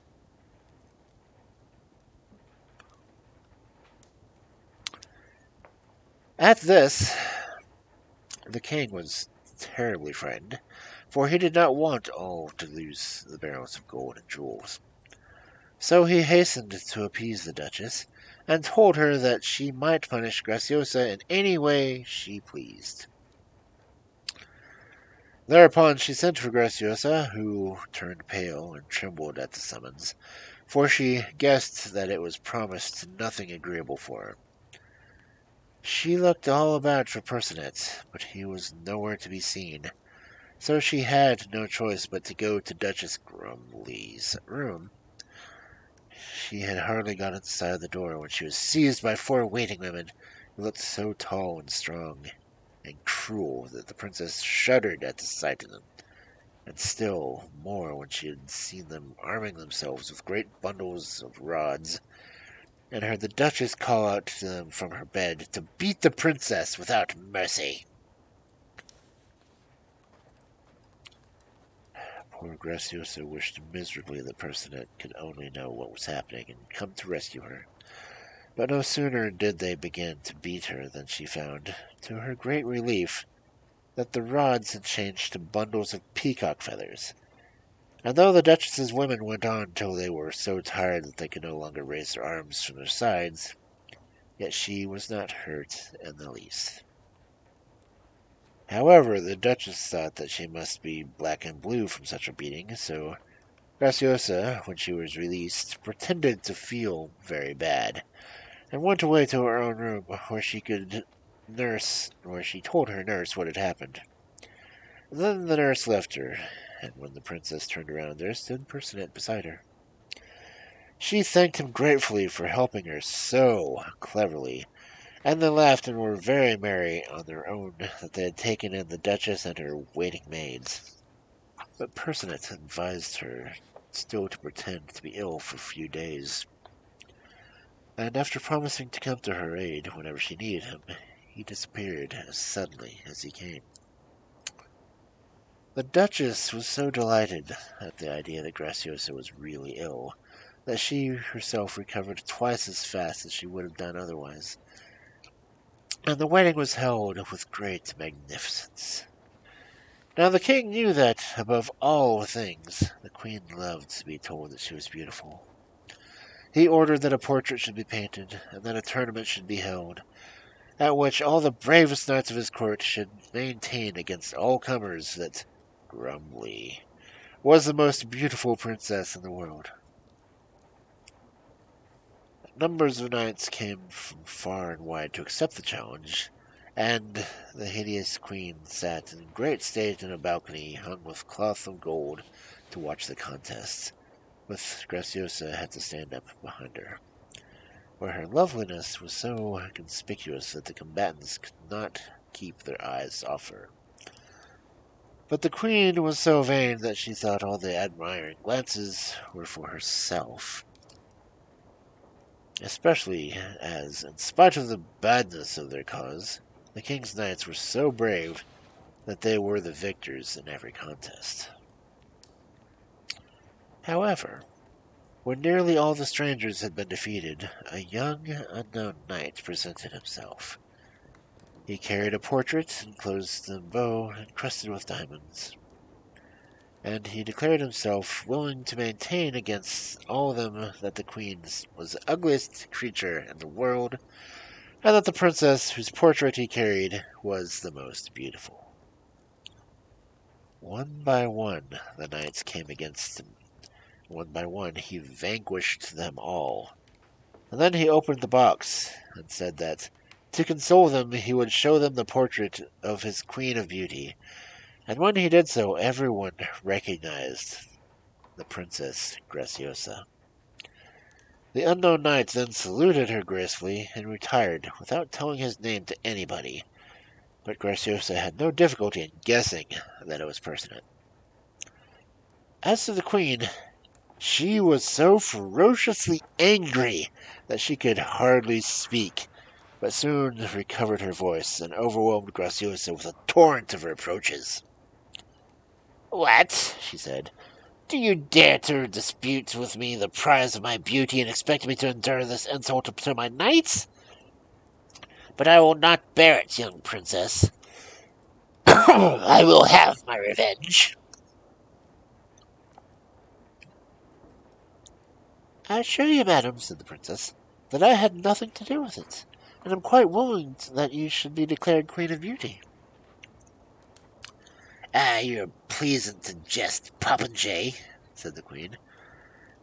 but it will be my turn soon. The king was speedily told what had happened, and how the princess was in terror of the angry queen, but he only said, "The queen must do as she pleases. Graciosa belongs to her." Coward. The wicked queen waited impatiently until night fell, and then she ordered her carriage to be brought. Graciosa, much against her will, was forced into it, and away they drove, and never stopped until they reached the great forest, 100 leagues from the palace. This forest was so gloomy, and so full of lions, and tigers, and bears, and wolves, that nobody dared pass through it even by daylight. And here they set down the unhappy princess in the middle of the black night, and left her in spite of all her tears and entreaties. The princess stood quite still at first from sheer bewilderment, when last the sound of the retreating carriages died away in the distance, and she began to aimlessly wander hither and there, sometimes knocking herself against a tree, sometimes tripping over a stone, fearing every minute that she would be eaten up by a lion. Presently she was too tired to advance another step, so she threw herself upon the ground and cried miserably. "Oh, Percinet, where are you? Have you forgotten me altogether?" She had hardly spoken when the forest was all lighted up with sudden glow. Every tree seemed to be sending out a soft radiance, which was clearer than moonlight and softer than daylight. And at the end of the long avenue of trees opposite her, the princess saw a palace of clear crystal, which blazed like the sun. At that moment a slight sound behind her made her start around, and there stood Percinet himself. "Did I frighten you, my princess?" he said. "I am come to bid you welcome to the fairy palace, and in the name of the queen, my mother, who is prepared to love you as much as I do." The princess joyfully mounted with him onto the sledge, drawn by 2 stags, which bounded off and drew them swiftly to the wonderful palace, where the queen received her with the greatest kindness, and a splendid banquet was served at once. Graciosa was so happy to have found Percinet, and to have escaped from the gloomy forest and all its terrors, that she was very hungry and very merry. And they were a gay party. After supper they went to another lovely room, where the crystal walls were covered with pictures, and the princess saw, with great surprise, that her own history was represented, even down to the moment when Percinet found her in the forest. "Your painters must indeed be diligent," he said, pointing out the last picture to the prince. "They're obliged to be, for I will not have anything forgotten that happens to you," he answered. When the princess grew sleepy, 24 charming maidens put her to bed in the prettiest room she had ever seen, and then sang to her so sweetly that Graciosa's dreams were all of mermaids and cool sea waves and caverns, in which she wandered with Percinet. But when she woke up again, the first thought was that, delightful as the fairy palace seemed to her, yet she could not stay in. She must go back to her father. When she had been dressed by the 24 maidens, and a charming robe which the queen had sent for her, in which she looked prettier than ever, Prince Percinet came to see her, and was bitterly disappointed when she told him what she had been thinking. He begged her to consider how unhappy the wicked queen would make her, and how, if she would marry him, all the fairy palace would be hers, and his one thought would be to please her. But, in spite of everything he could say, the princess was quite determined to go back, though he was at least persuaded her to stay 8 days, which were so full of pleasure and amusement that they passed like a few hours. On the last day, Graciosa, who had often felt anxious to know what was going on in her father's palace, said to Percinet that she was sure that he could go find out for her, if he would, what reason the queen had given her father for her sudden disappearance. Percinet at first offered to send his courier to find out, but the princess said, Oh, isn't there a quicker way of knowing that than that? Very well, said Percinet. I shall see for yourself. So up they went together to the top of the very high tower, which, like the rest of the castle, was built entirely of rock crystal. There the prince held Graciosa's hand in his, and made her to put the tip of her little finger in his mouth, and looked towards the town, and immediately she saw the wicked queen go to the king, and hear her say to him, "That miserable little princess is dead, and no great loss either. I have ordered that she be burned at once." And the princess saw how dressed up a log of wood had been buried, and how the old king cried, and the people murmured that she was queen, and that the queen had killed Graciosa with her cruelties, and that she ought to have her head cut off. When the princess saw that the king was so sorry for her pretended death that he could neither eat nor drink, she cried, "Ah, Percinet, take me back quickly if you love me." And so, though he did not want to at all, he obliged to promise that he would let her go. "You may not regret me, princess," he said sadly, "for I fear that you do not love me well enough, and I foresee that you will more than once regret that you left this fairy palace where we have been so happy." But in spite all he could say, she bade herself well to the queen, his mother, and prepared to set out. So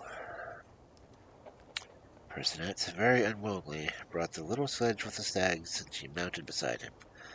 But they had hardly gone 20 yards when a tremendous noise behind her made Graciosa look back, and she saw the palace of crystal fly into a million splinters like the spray of a fountain, and vanish. "Oh, Percinet!" she cried. "What has happened? The palace is gone!" "Yes," he answered. "My palace is a thing of the past. You will see it again, but not until after you have been buried." "Now you are angry with me," said Graciosa in her most coaxing voice. "Though, after all, I am more to be pitied than you are." When they got near the palace, the prince made the sledge and themselves invisible, so the princess got in unobserved, and ran up to the great hall where the king was sitting all by himself. At first he was much startled by Graciosa's sudden appearance, but she told him how the queen had left her out in the forest, and how she had caused the log to be burned. The king, who did not know what to think, sent quickly and had it dug up. And sure enough, it was as the princess had said. Then he caressed Graciosa and made her sit down to supper with him, and they were as happy as possible. But someone had by this time told the wicked queen that Graciosa had come back, and was at supper with the king, and she flew in a terrible fury. The poor old king quite trembled before her, and when she declared that Graciosa was not the princess at all, but a wicked impostor, and that if the king did not give her up at once, she would go back to her own castle and never see him again. He had not a word to say, and really seemed to believe that it was not Graciosa at all. So the queen, in great triumph, sent for her waiting women, who dragged the unhappy princess away and shut her up in a garret. They took away all her jewels and her pretty dress, and gave her a rough cotton frock, wooden shoes, and a little cloth cap. There was some straw in the corner, which was all she had for a bed, and they gave her a very little bit of black bread to eat. In this miserable plight, Graciosa did indeed regret the fairy palace, and she would have called Percinet to her aid, only she felt sure that he was still vexed with her for leaving him. And though she had not come to expect him to come. Meanwhile, the queen had sent for an old fairy, as malicious as herself, and said to her, "You must find some task for this fine princess which she cannot possibly do, for I mean to punish her, and if she does not do what I order, she will not be able to say that I am unjust." So the old fairy said she would think it over and come again the next day. When she returned, she brought with her a skein of thread, 3 times as big as herself, and it was so fine that a breath of air would break it, and so tangled that it was impossible to see the beginning and the end of it. The queen sent to Graciosa and said to her, "Do you see this skein? Set your clumsy fingers to work on it, for I must have it disentangled by sunset. If you break a single thread, it will be worse for you." So saying, she left her, locking the door behind her with 3 keys. The princess stood dismayed at the sight of this terrible skein. If she did but turn it over to see where it began, she broke 1,000 threads. Not one could she disentangle. At last she threw it in the middle of the floor, crying, "Oh, Percinet, this fatal skin will be the death of me, if you will not forgive me and help me once more." And immediately in came Percinet, as easily if he had all the keys on his own possession. "Here I am, princess, as much as ever at your service," he said, "though really you are not very kind to me." Just then he then he just struck the skein with his wand, and all the broken threads joined themselves together, and the whole skein wound itself smoothly, as if in most surprising manner, and the prince, turning to Graciosa, asked if there was nothing else that she wished him to do for her, and if the time would ever come when she would wish for him for his own sake. "Don't be vexed with me, Percinet," she said. "I'm unhappy enough without that." "But why should you be unhappy, my princess?" he cried. "Only come with me, and we shall be happy as the day is long together." "But suppose you get tired of me," said Graciosa. The prince was so grieved at his want of confidence that he left her without another word. The wicked queen was in such a hurry to punish Graciosa that she thought the sun would never set, and indeed it was before the appointed time that she came with her 4 fairies, and she was fitted the 3 keys into the locks. She said, "I'll venture to say that the idle little minx has done nothing at all. She prefers to sit with her hands before her and keep them white." But as soon as she entered, Graciosa presented her with the ball of thread in perfect order, so that she had no fault to find, and could only pretend to discover that it was soiled, for which imaginary fault she gave Graciosa a blow on each cheek, and made her white and pink skin turn green and yellow. Then she sent her back to be locked in the garret once more. Then the queen sent for the fairy again, and scolded her furiously. "Don't make such a mistake again. Find me something that will be almost impossible for her to do." So the next day the fairy appeared with a huge barrel of feathers of all sorts of birds. There were nightingales, canaries, goldfinches, linnets, tomtits, parrots, owls, sparrows, doves, ostriches, bustards, peacocks, larks, partridges, and every other thing you could think of. These feathers were all mixed up in such a confusion that the birds themselves could have not chosen their own. "Here," said the fairy, "a little task which it will take your prisoner's skill and patience to accomplish. Tell her to pick out and lay in a separate heap the feathers of each bird. She would need to be a fairy to do so." The queen was more than delighted at the thought of the despair this task would cause the princess. She sent for her, and with the same threats as before, locked her up with the 3 keys, ordering all the feathers should be sorted by sunset. Graciosa said it worked at once, but before she had taken out a dozen feathers, she found it was perfectly impossible to know one from another. Oh, well, she sighed. The queen wishes to kill me, and if I must die, I must. I cannot ask Percinet to help me again, for if he really loved me, he would not wait till I called him. He would come without that. Demanding. I'm here, my Graciosa, cried Percinet, springing out of the barrel where he had been hiding. How can you still doubt I love you with all my heart? Then he gave 3 strokes of his wand upon the barrel, and all the feathers flew out in a cloud and settled in neat little separate heaps around the room. What should I do without you, Percinet? Said Graciosa gratefully, but still she could not quite make up her mind to go with him and leave her father's kingdom forever. So she begged him to give her more time to think of it, and he had to go away, disappointed once more. When the wicked queen came at sunset, she was amazed and infuriated to find the task done.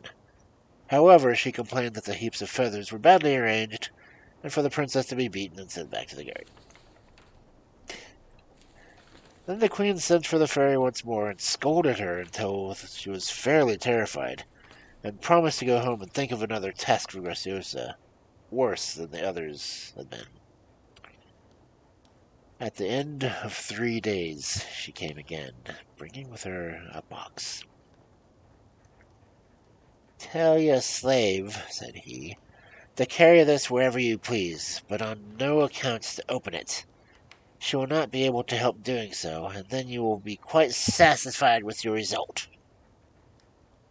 So the queen came to Graciosa and said, Carry this box to my castle and place it upon the table of my own room, but I forbid you on pain of death to look at what it contains.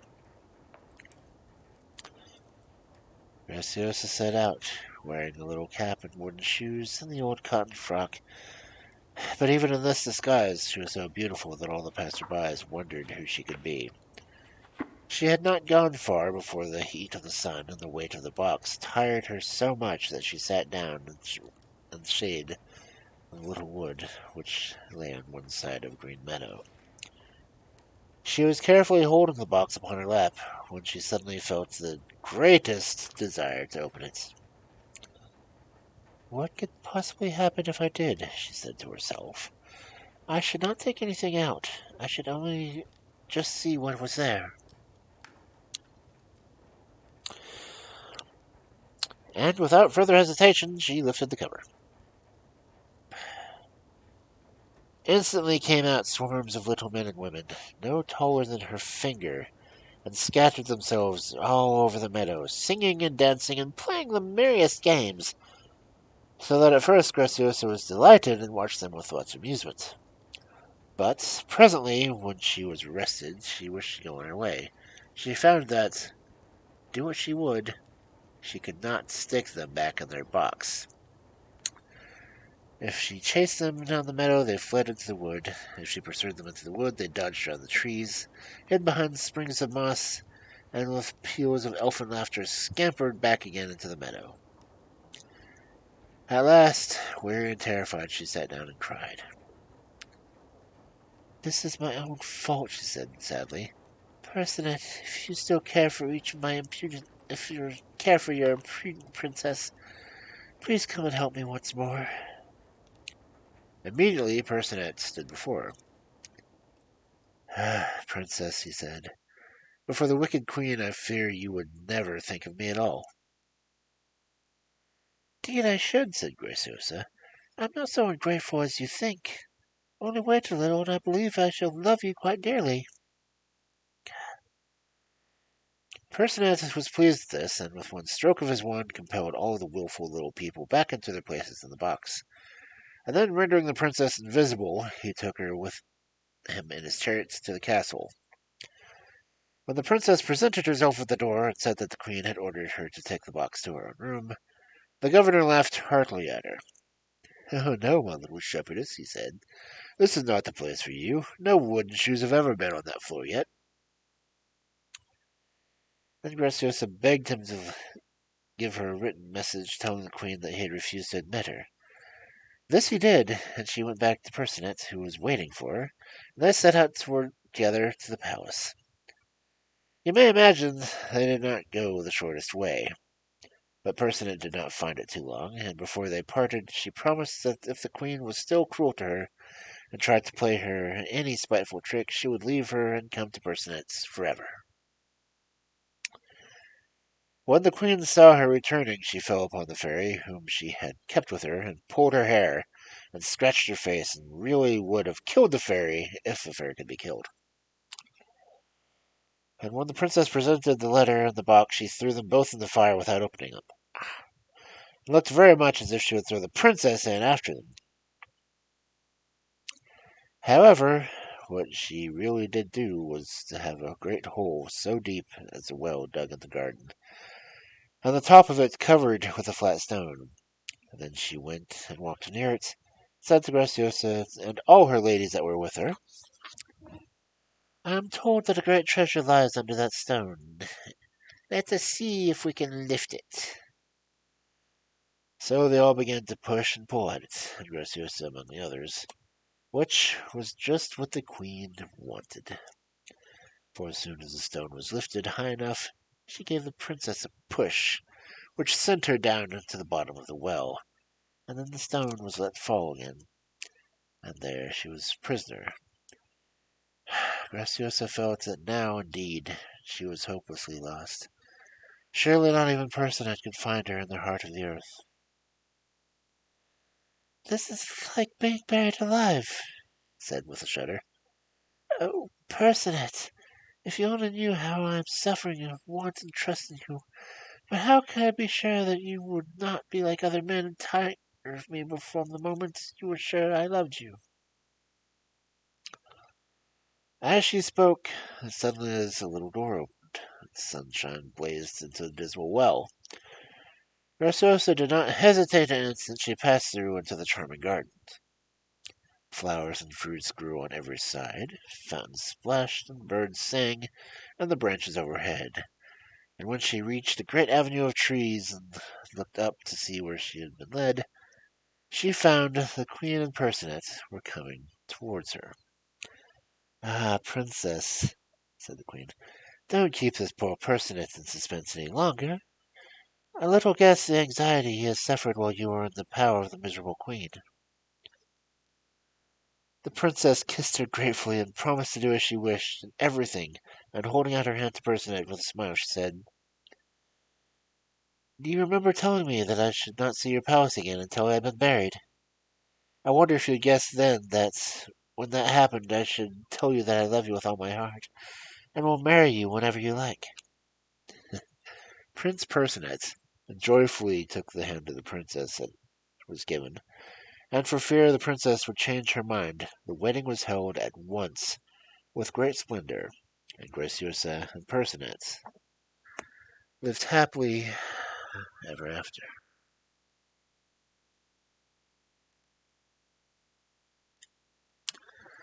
Ouch.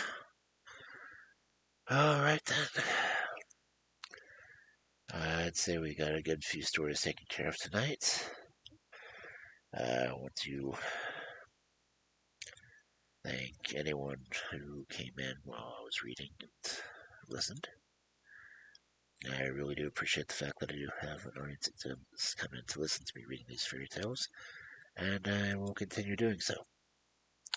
I will be back to reading Sherlock Holmes next Thursday, and back into this book next Friday. I may play some games tomorrow, I don't know, I haven't made up my mind yet. But that's why I don't schedule things beside the readings, because the readings I want to at least commit to being able to do frequently and regularly. So, if anyone lurking has any suggestions on raids, I will gladly listen to them. Or read them anyway. Otherwise, I will, looking through my list of people that I currently follow,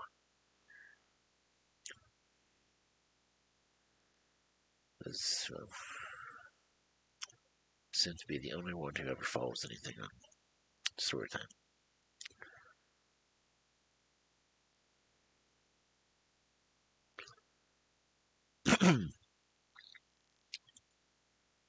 Alter is. They're just chatting. Let's wonder if he's doing story side or not. Look.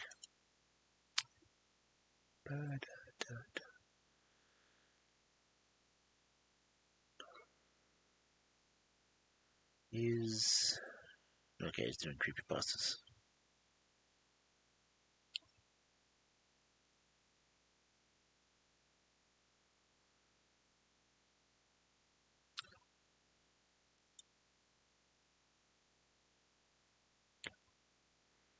Looks like he started about the same time I did because he's in 2 hours.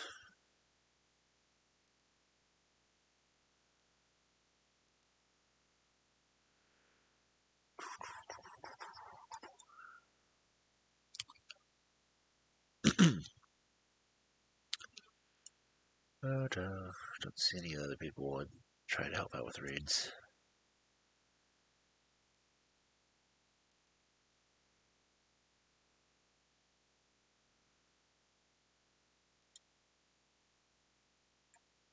Uh,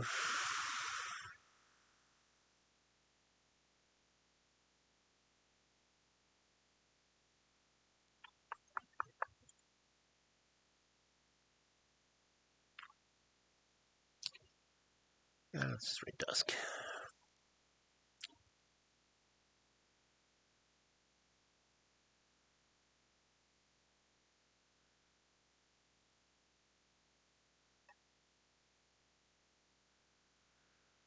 Those are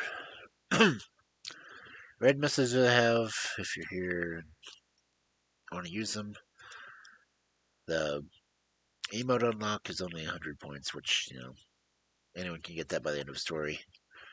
Or if you don't want to use the emotes I have, you can do the generic one underneath it. So,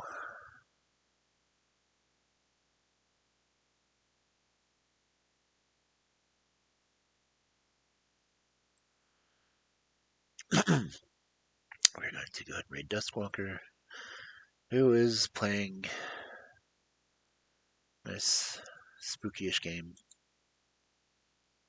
I think she's playing Dead Space, I believe. Double check.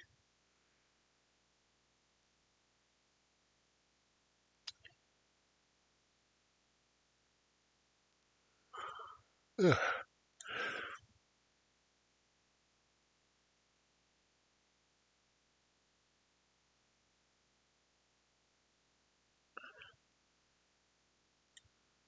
Check to make sure.